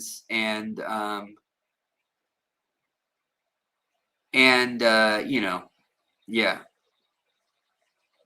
As a Wyomingite, they're the only fish dealer near me, so I'm torn between supporting them and looking after my wallet. Hey, if you can get a good price on fish from them and supporting, that's great. You know, they're buying from the exact same sources though that Moonlight is as well. Like Moonlight is buying from some of the same sources. And then when I found out that Chang at Moonlight was paying certain prices for things, and granted, he was not quarantining things for 90 days or have a vet on staff or anything like that. He was holding things for 2 weeks, looking for problems and then listing them, which to me, that's fine. Just be transparent with whatever it is you do so that people can know what steps to take. And so for things like a puffer fish or a loach, or maybe a really rare like geophagus or something that is a bottom dwelling fish that tends to have a lot of parasites or that tends to not put on weight, things like rummy nose rasboras, axelrod sundadanios, really tiny nanofish sometimes, or stiphodons. A lot of times they get these diseases or just health issues where they just can't hold on to weight and they just wither away in 6 months in your tank, and nobody can figure out what it is, even when you're feeding them tons of live food and stuff. And Dan's fish, I must say, definitely got stuff and cleaned it out so thoroughly in 90 days and got it live food and stuff that a lot of those problems, like they wouldn't seemingly list most of the fish unless they were good to go. And I appreciated that. However, when I found out that like they were the same source as, you know, a lot of the things like also redfish, bluefish, who was bringing stuff in from Europe. Some of the sources where really unusual fish were coming from, they had the same transshipper or packer, basically, repacker. And the price at retail was not the same as, well, you know, I love that Dan's Fish was buying from Aquarius. That's another thing that I did love. He would buy things like Goodeids and things like that.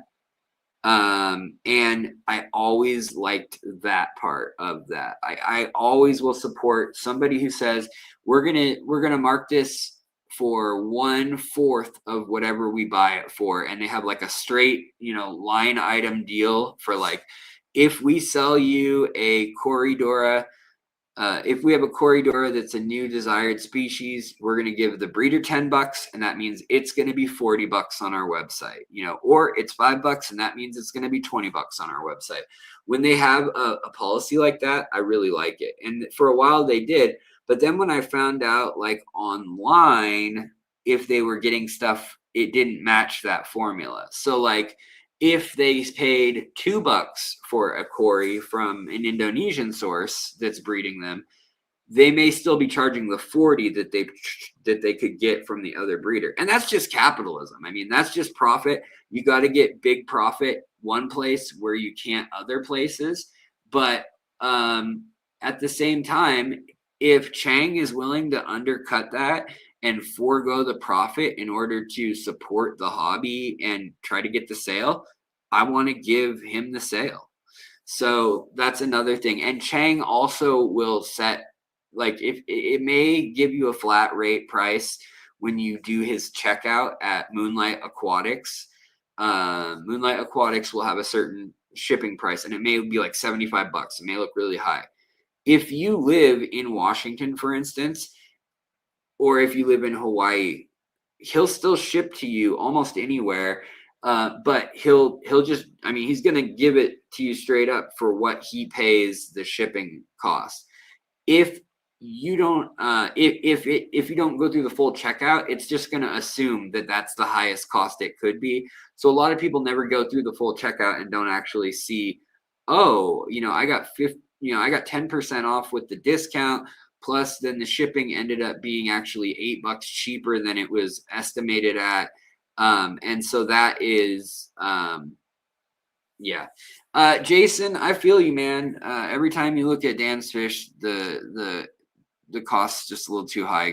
Can't pull the trigger. Yeah. I feel you. That I'm in the same boat unless you know, unless it's so if I'm going to breed something, that I agree. Like, not, I just, if I'm going to breed something, heavyweight champ, Alex, my entire reason for buying from Dan's Fish is that I feel confident in skipping quarantine, and I'll pay for that all day. Also, Dan's quarantine process is comprehensive and documented on YouTube. Yes, I agree. I don't know if some of that has changed, though. That's what I want to honestly know, and I don't know anymore, is that I know at one point everything was very transparent and documented on YouTube, and a certain staff was in place that I knew well. Now I don't, and that doesn't mean it's not, but I'm just saying I hope it's still like that. And if it is, then great. But because I'm not, I'm no longer really incentivized to. They don't give me anything to pass on to you guys, and so I'll say, just like the Wet Spot, that they're a decent place to buy fish, but they're expensive. The Wet Spot is cheaper and has I've had the same luck with the Wet Spot, to be honest, as Dan's Fish. Yeah, Moonlight is the cheapest by far. I mean, I'm seriously saying, like, there are fish that are $40 tetras on Dan's Fish that are $6.99 on Moonlight, and they're from the same source. Now, the difference is Dan has been willing to sit on them for a month maybe and feed them baby brine shrimp and hit them twice with, praziquantel and ivermectin or levamisole or something, right? To make sure that they're clear of whatever it could be. Now, if you were confident enough to do any of that yourself, you could save a lot of money by doing such.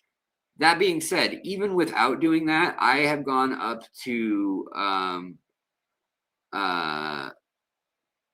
Moonlight Aquatics many times, and when I can see the fish myself, granted I'm not buying it online, but when I can look in the tank and see the fish myself, as long as they all look good, I just put them in my tank and I don't quarantine them. Could that bite me in the butt? Big time, yeah. I'm not going to do that with any tank where I've got, a rare fish or a fish that's truly unique that I care about. But if it's a big community,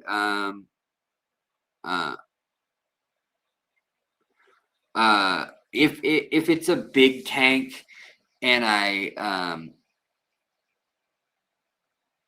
have a community, like some schooling tetras, maybe 2 or 3 species, some pencil fish, and some angelfish or something like that, and maybe a few cories.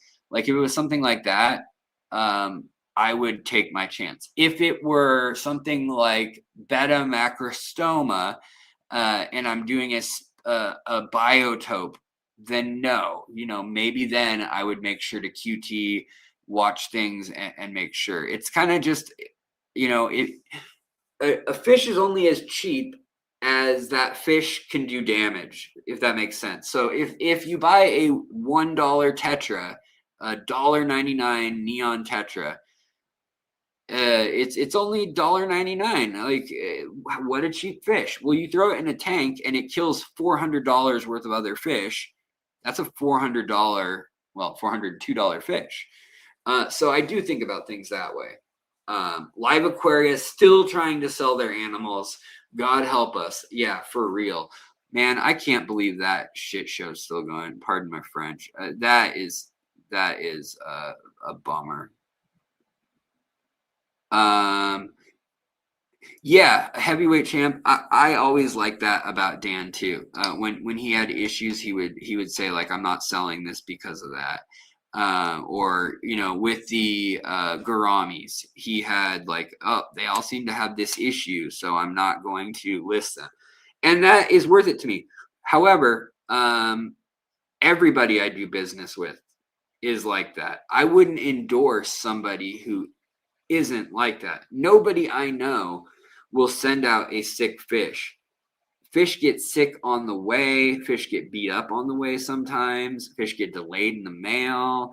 Things can happen, but I would never endorse a brand where they even have employees that would send out like a fish that doesn't look healthy. Like Aquahuna, I wouldn't work with. And I see that Jason is saying, not sure what others have experienced, but my experience with Aquahuna has been positive.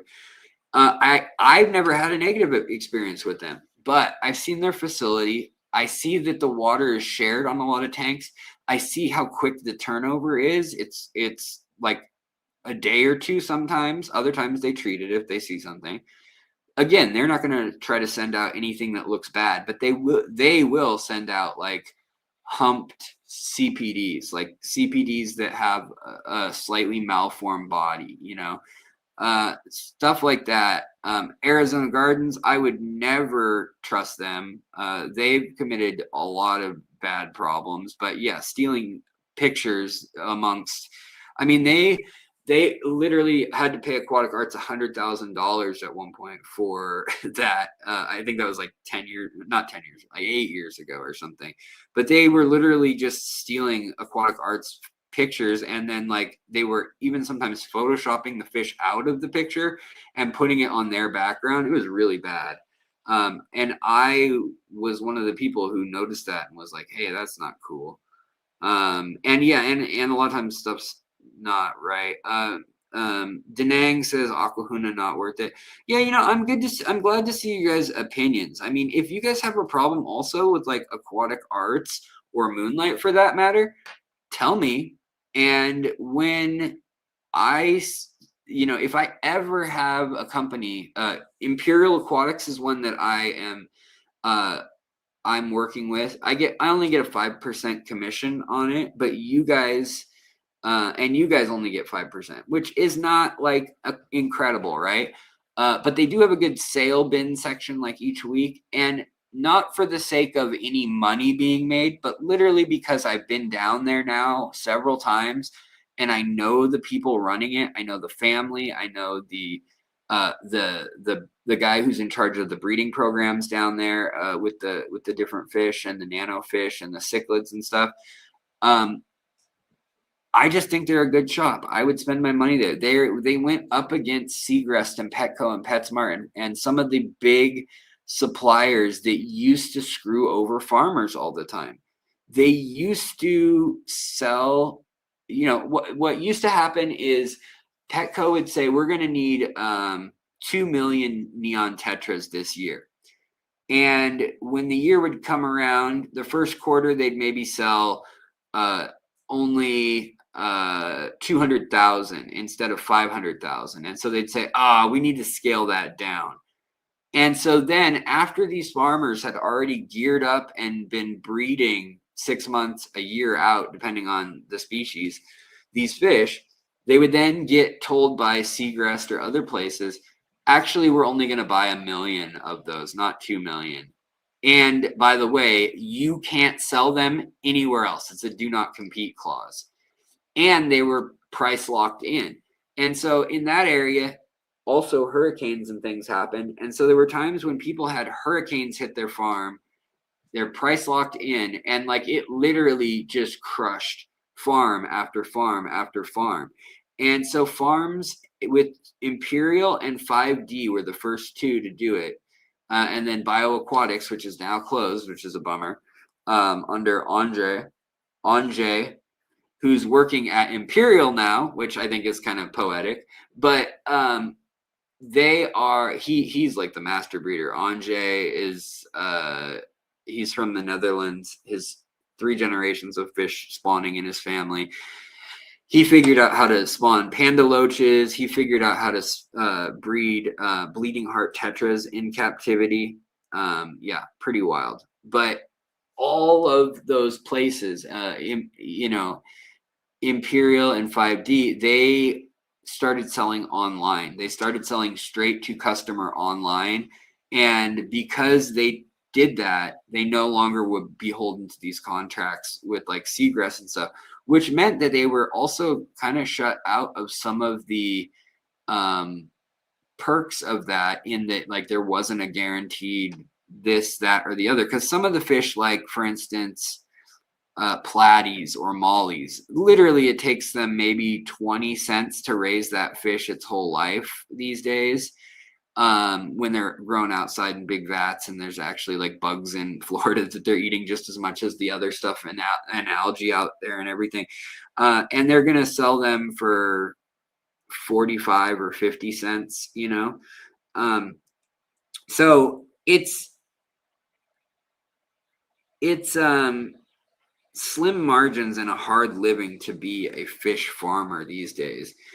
There were over 900 fish farms independent in the 70s. By 1993, there were like less than 500. And by the year 2013, there were less than 200. So we've gone from, like, at the peak, there were 1,600 fish farms in Florida alone. And now we're at, I think there's 163 or 164, last I looked, the last few years, licenses to be fish farms. And that means also, like, that could just be somebody with 50 tanks in their house that applied for that agricultural permit and for tax exemption. Like, I think Lucas Bretz might be one of those. I'll have to ask him, but like that would be someone that is well big enough that they fall into that category for Florida. Florida is structured very pro-business and pro-agriculture and pro-livestock, which is interesting because their whole exotic ornamental fish research center, they are just dedicated to any problem that the farmers have, whether that's food fish or ornamental fish. They will come to them and they'll say, I have this case of ick that nothing will knock out. None of our normal cures will fix it. Well, they'll bring it to them. They'll sequence the genome of the pathogen, whether that's a bacteria, virus, a parasite, whatever it may be. And then they will look into how to fix it. And they will then give every farmer in Florida for free, they will give them a handout on paper, email, whatever, of the process to follow step by step, both in one singular tank size or farm scale. And then they will also buy the products at cost, the chemicals, and they will sell that through a cooperative. And that's all tax incentive through the agricultural bills that were passed in the 60s in Florida. And that's all like very... in the 80s, that was all backed up by the Republicans and stuff, all through the 90s too. And now it's under attack. That whole system is seen as, you should make it on your own. And the Republicans have tried to make fish illegal several times there, exotics and stuff. So now there's been this flip of that system in place that made it the best place to have fish farms in the country. Obviously for the weather, but because of the economics of it too. And now there's these uncertainties where every few years we're getting a scare where they're saying they might ban all this or that, or all plecos, or all, whatever it may be. So it's kind of a crazy situation, but the history of it is kind of interesting. And the way the policy's gone back and forth, and the way both parties have kind of screwed over the fish farmer at one point or the other. And now, right now, things have kind of swung where if you made enough money to be rich, then it would make sense to be beholden to the like kind of Republican model of things, just because that would help protect your financial establishment of the business, and you wouldn't get taxed to death. But now, because most of those farms are not making they're not making millions a year. They're really not. Even the biggest farms in Florida, the biggest 5 farms in Florida will easily make over $1 million. But on the next 100 out of that 160 probably are making like 100,000 at best in profit once everything's paid off. And some of them are not even breaking even. A lot of them are not. So it's not a good business anymore. I hate to say it, but it's a very hard one to be in. And that's why I want to support like Imperial when they're doing things right and they're building new warehouses. And no, they're not the cheapest, but they are bringing in interesting variants of fish. They've been in business since the 70s. They've navigated all that. And as someone myself who I like the history of fish keeping, you know that most of the goldfish farms and fish farms, live bear farms and stuff, they used to be in greenhouses in, St. Louis and in Missouri, like throughout Missouri, Tennessee, Kentucky. There were a lot in Ohio.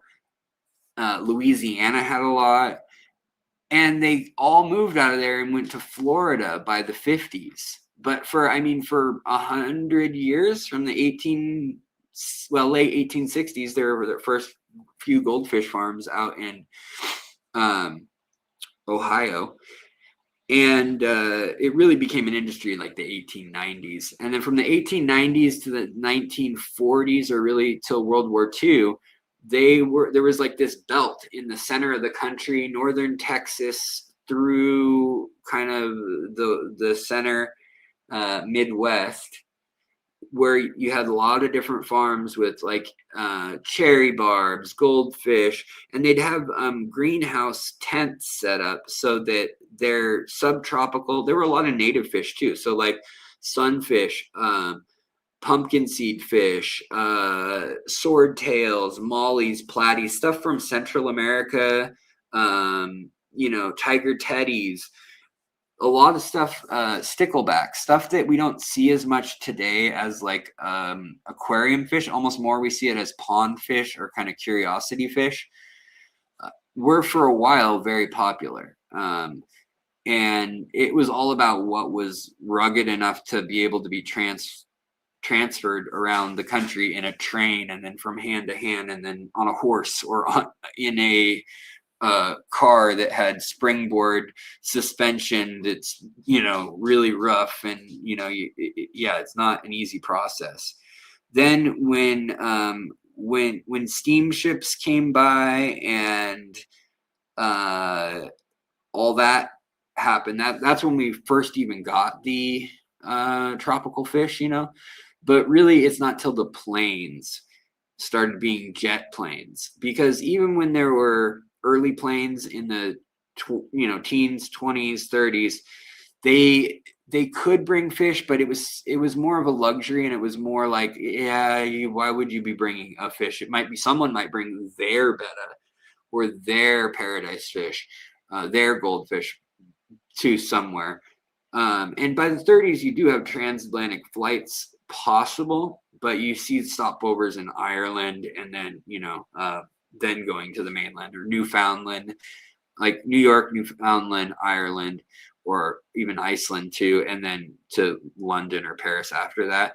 It's really not till after the war that we see the like transcontinental airliners and average people being able to do that then we get the cargo on board to also get to go. And that was when you see fish coming up from Rio de Janeiro to Miami, or from Rio to Lagos, Nigeria, and then from Nigeria to Barcelona or to Madrid or whatever.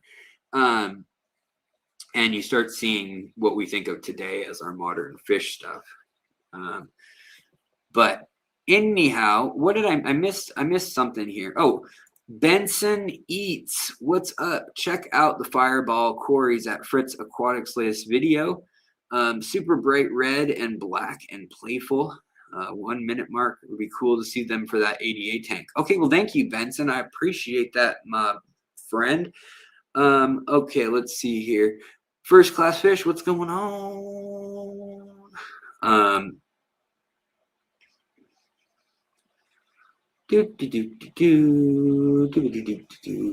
Alex, how many of the South American pleco fish could become an invasive problem? It's realistically the Republican worry in Florida, specifically Rubio was the one who was really worried about it. Yeah, it's a problem in Florida already. The common pleco is a nightmare down there. It sucks. They're trying to find ways to turn it into dog food, to do something with it, fertilizer, whatever. It does suck. It's not an easy problem to fix. Yes, and first class fish, redfish, bluefish was around for redfish, bluefish.shop. He was around for a while and then he left. I think he is gone now once and for all. I don't know if his website's still up, he's still here, but I think he sold everything out finally. He was really near selling everything out recently, and yeah, that was just, he kind of came back because he still had a warehouse where he was breeding fish, just out of the love of fish and just because like it was leftovers from his business. And then he was like, I'll sell these to another fish shop like Moonlight or something. And then he realized like, wait, I have like 90 of certain fish, or I have this or that. So he did one last order to kind of round off things, and then decided, yeah, I got to move. So he's moving, and he's got a son who's about to be in college, college age. And so he got a new job too. Like he works another job on top of running the fish business. Redfish, bluefish, their website is still up. Okay, if it's still up right now, then you can still order whatever on the website. Yeah, Jason in the past. If you guys order something, tell Jason I say what's up, because he's always like, "Oh, did you shout out my site?" And I'm like, I try to shout it out, man. I don't have any deals for you, but I know that he lists things pretty fairly price wise. But the thing he's doing right now is that his shipping, he is the thing he's doing with shipping is he'll do it slower shipping if the weather's okay. And he's just like, it's on you. Like if you want to do 2-day shipping, he'll pack it, the way that you would want it, with like a 3-day hot pack and insulation and all that. And he'll do the shipping for, I think, like $40 instead of $70 or $65 if you want to take the risk. Now for me, I would always do overnight if I could. Although with him, I have done next day in Washington State. But if you're in Washington State or Oregon, and redfish, bluefish.shop, if you want to get something before they're completely gone and closed out, yeah, hit him up in an email and let him know. He'll do the special shipping orders. But he is not going to be around long term for your. Yeah, Chevy just put it in the link. Thank you, Chevy Fish. He's not going to be around. He's not going to be around long. If it lets you order fish, he's got them. But because I was going to go out there and possibly pick up some of his fish and bring them back to the club and or to another store for him, just as like somebody take these. He had some of those red-shouldered McMasteri, the beautiful rainbow-colored apistos that I have that are 4 years old, the big male that I have that's got all the mohawk look in the rainbow color. He's got those red-shouldered McMasteri that are just breathtaking. He had like, I don't know, at least 40 of them left like a month ago when I talked to him. So yeah. Also, he had quite a few, what was it, like rummy nose tetras and Gilbert eye, Pseudomagil, Gilbert eye, some things like that. He had some kind of like unexpected stuff, maybe chili rasbora, something like that. But yeah, anyhow, shoot Jason an email before you order from him, possibly, if you do go to redfishbluefish.shop, especially if you have any hesitation or whatnot, because I know you probably won't be around to provide customer service. That's another thing, is anybody that I vouch for in my videos, at the time that I'm vouching for them, they have customer service. They have, within 24 hours, they generally get back to you. and that's something that I can't say for sure about Jason at this point anymore. You know, he's an IT guy. He does computer programming and stuff, and he just also is a fish lover. He and I were friends. We met through when I was working at the fish shop at Aquarium Zen in Seattle, and the channel was relatively new. We met, and he started growing tissue cultures and doing that in his basement at home. And so we covered some of that in some early episodes as well. Anyways, guys, I'm going to get out of here, I think. I'm hoping to go see Moonlight Aquatics this week and see some of the new stuff. He has a bunch of Cory species. He has quite a few things going on up his sleeve. Yeah, skimping on shipping never made any sense to me, is what Heavyweight says. 20% higher risk of DOA. Not only that, like a lot of fish, they're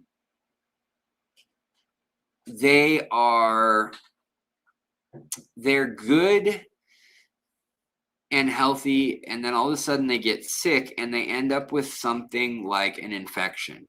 Suddenly a bacteria that was once benign becomes something that now all your tetras or all your fish can get. And that one little tetra that you thought you'd skimp on the shipping, again, it's not $1.99 fish anymore or a free extra fish with shipment. Now it's a kill all your fish, and it's however much that's worth. So I agree. I say pay the money and get the quality if there's something in doubt. Now what sucks is that there's most the places in the world, you pay the money and you get a decent quality most of the time, but those things still come up. So at the end of the day, all I can ask for when I partner with the company is that they make it right when something goes wrong. And that's Aquatic Arts has always done that. Moonlight has always done that. And only like really scammy people, like where they're like, oh, I didn't get to the package for 7 hours from when it was delivered, or I never took a picture of the fish in the bag, but can you please help me?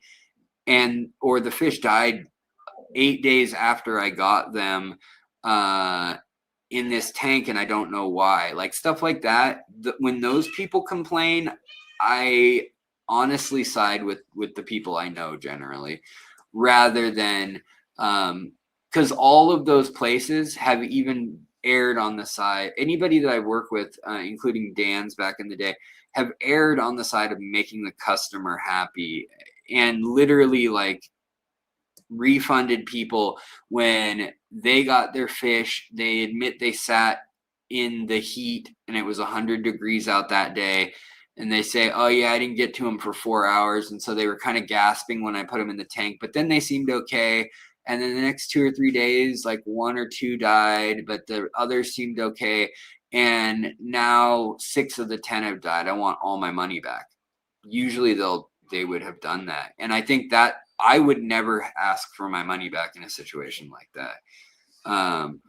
But I partner with people who are better people than me about that. That's why I'm not in the business of selling fish. Because I would be like, tough luck, you didn't do it. You didn't, do your part. Alex, before you leave, best place to buy Heteranda Formosa?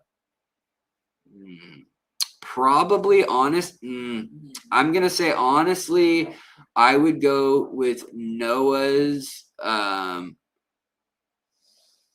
Jonah's aquarium. Jonah's aquarium. And they have a lot of wild fish. Ryan Kinney is another person who sells a lot on eBay and stuff, that collects from the wild and has them from time to time. So you can find Heteranda Formosa on eBay, and I have gotten them there as well in the past.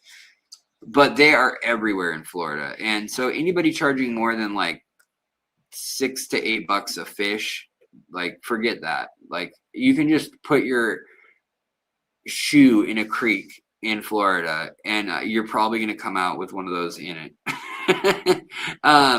But every once in a while, you'll see them offered at Aquatic Arts. I'll ask Moonlight. What I want to know is if I hook Chang at Moonlight up with the Florida fish catchers that are going to go out and have their permits and stuff.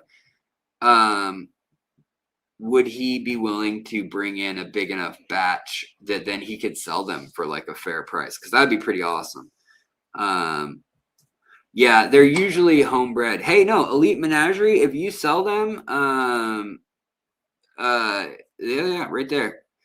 Homebred. I can't say anything about the quality of Elite Menagerie habitats, but Imperial Tropicals has them. Well, there you go. Then I officially vouch for Imperial Tropicals, and I officially tell you that Elite Menagerie Habitats has them. Also, Jonah's Aquarium, these guys, they make the perfect dip net, which is my favorite net in the whole world. And they are the nets that every ichthyologist in the field tends to use, these and Heiko's fold-out nets. Hi, baby girl. And they sell lots of native fish, sunfish, pondfish, stuff that's even too big, like pike and stuff, and gar, stuff that's too big for most aquarium. Ow, cat got me in the butt. But guys, I'm going to get going. And yeah, Menagerie, if you want to shout out in the chat, like where you sell stuff, I'll let people contact you. That's not a shame. No shame in your plug there. I mean, if I bred and sold fish, I breed Heteranda formosa. I just don't want to ship and sell them right now. I don't have the time, or I don't have the energy, the focus, the time, the whatever. I wouldn't charge enough. That's my problem is I'm like, I don't want to charge that much for that fish. That's not fair. I would charge you $20 for that fish or whatever, $15 for that fish if it was worth what I would need to get paid to go do it. And it's just because I don't have that many of them and it's not like scaled up as a breeding project right now, but I do have like 40 of them in my tank. So if somebody nearby me is like, hey, I want some of those, then that's a whole different story. I'll just be like, yeah, let me go get some. Imperial Tropicals is sold out. All right.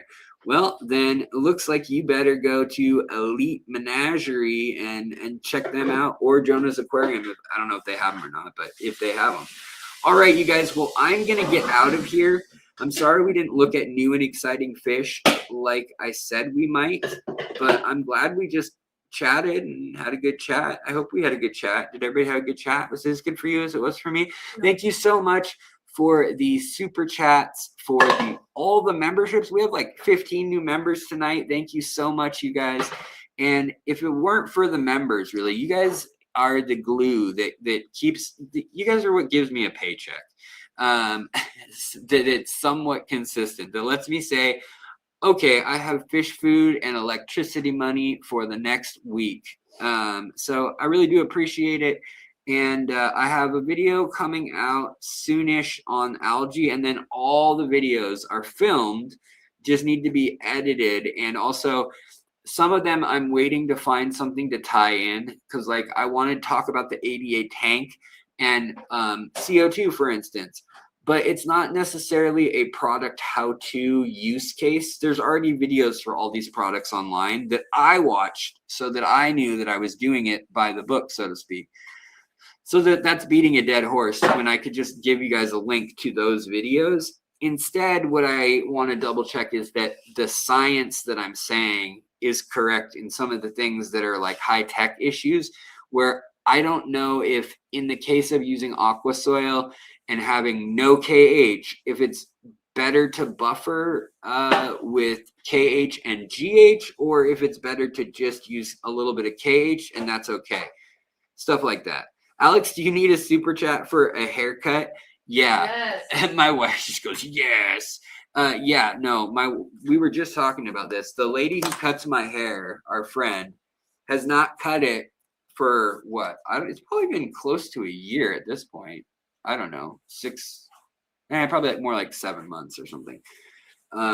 She cut it when it was like this long, and she left the bangs long so that I could, I don't know, go. But You know, honestly, I've gotten fat. I've gotten fat on all these steroids and all these medications. And a fat guy with like long hair, like that can't even pull it back into a ponytail. I'm not even like comic book Simpsons fat guy. I am like just puffy in the face with messy hair, fat guy. So yeah, I need to get it's either incentive to lose weight and keep the hair, or wife says no. And it's my winter hibernation hair. Yeah, that's right. That's right. This is my hibernation hair. It's spring now. It's spring now. Yeah, it is spring now. Guys, just lay off, okay? God, I'm getting it from every direction, you guys. Anyways, give me that hair, long, beautiful hair, luscious, shiny hair. Home Alone 2, Lost in New York, Pigeon Lady hair vibes. Oh, is it that bad now, guys? Is it really that? Everyone gets fat and hungry from steroids. Yeah, prednisone's the worst. Cortisone, prednisone, methotrexate, all those things, they're all terrible for you. And my family and I know all about them. We all have autoimmune crap. Jonah's aquarium currently does not have heteranid formosa either. Well, then it looks like the menagerie is where the only place that I know of that has them. So right here, this person, look them up. Elite Menagerie, where can people buy your fish? That's gonna be the last note of the show, y'all. Oh wait, Jonah's Aquarium does have heteranid formosa in stock. Okay. Oh, they do. Never mind. Okay. Well, you can go here too. Does. See, Chevy, this is why you guys should listen to Chevy Fish and not me. Because she's always right. And the thing she said in the first place was right, and I read it wrong. So, yeah. But wherever Elite Menagerie sells hers, or his, hers, then I believe in that too. Anyways, guys, I'll let y'all figure that out. My cat is just crying. My wife's crying. I'm just surrounded by hormonal women, these cats and women. And I wouldn't want it any other way, but I better be more attentive to my family. So I'm going to do that. And I hope you guys all have a wonderful evening. Thanks for hanging out with me as always. I believe we'll be back on Friday, probably. That's probably the next time I'll be back. And then I should have some videos coming up for you soon. Also, I want to do some species spotlights. So hopefully when I'm at Moonlight, we'll get some footage for that too. And cover something interesting. Because I need to get some fish. It's something we need to think about. Lisa the Wolf says I'm crying. Well, I am too. And it's because of all the hormonal women in my life. God bless you all. But holy cannoli, I think I'm getting hormonal. All right, you guys. I'm going to get out of here before I say something that gets me buried.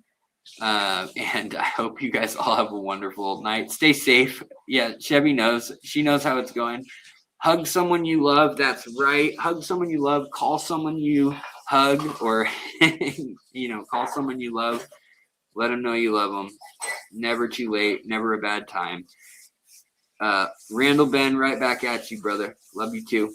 Take care, you guys, and I will see you guys soon. Thank you so much for all you watchers, lurkers, future watchers, past watchers, wherever you are in this time-space continuum. If you're supporting fishery, I appreciate it. Have a good one, guys. I'll talk to you later. Bye.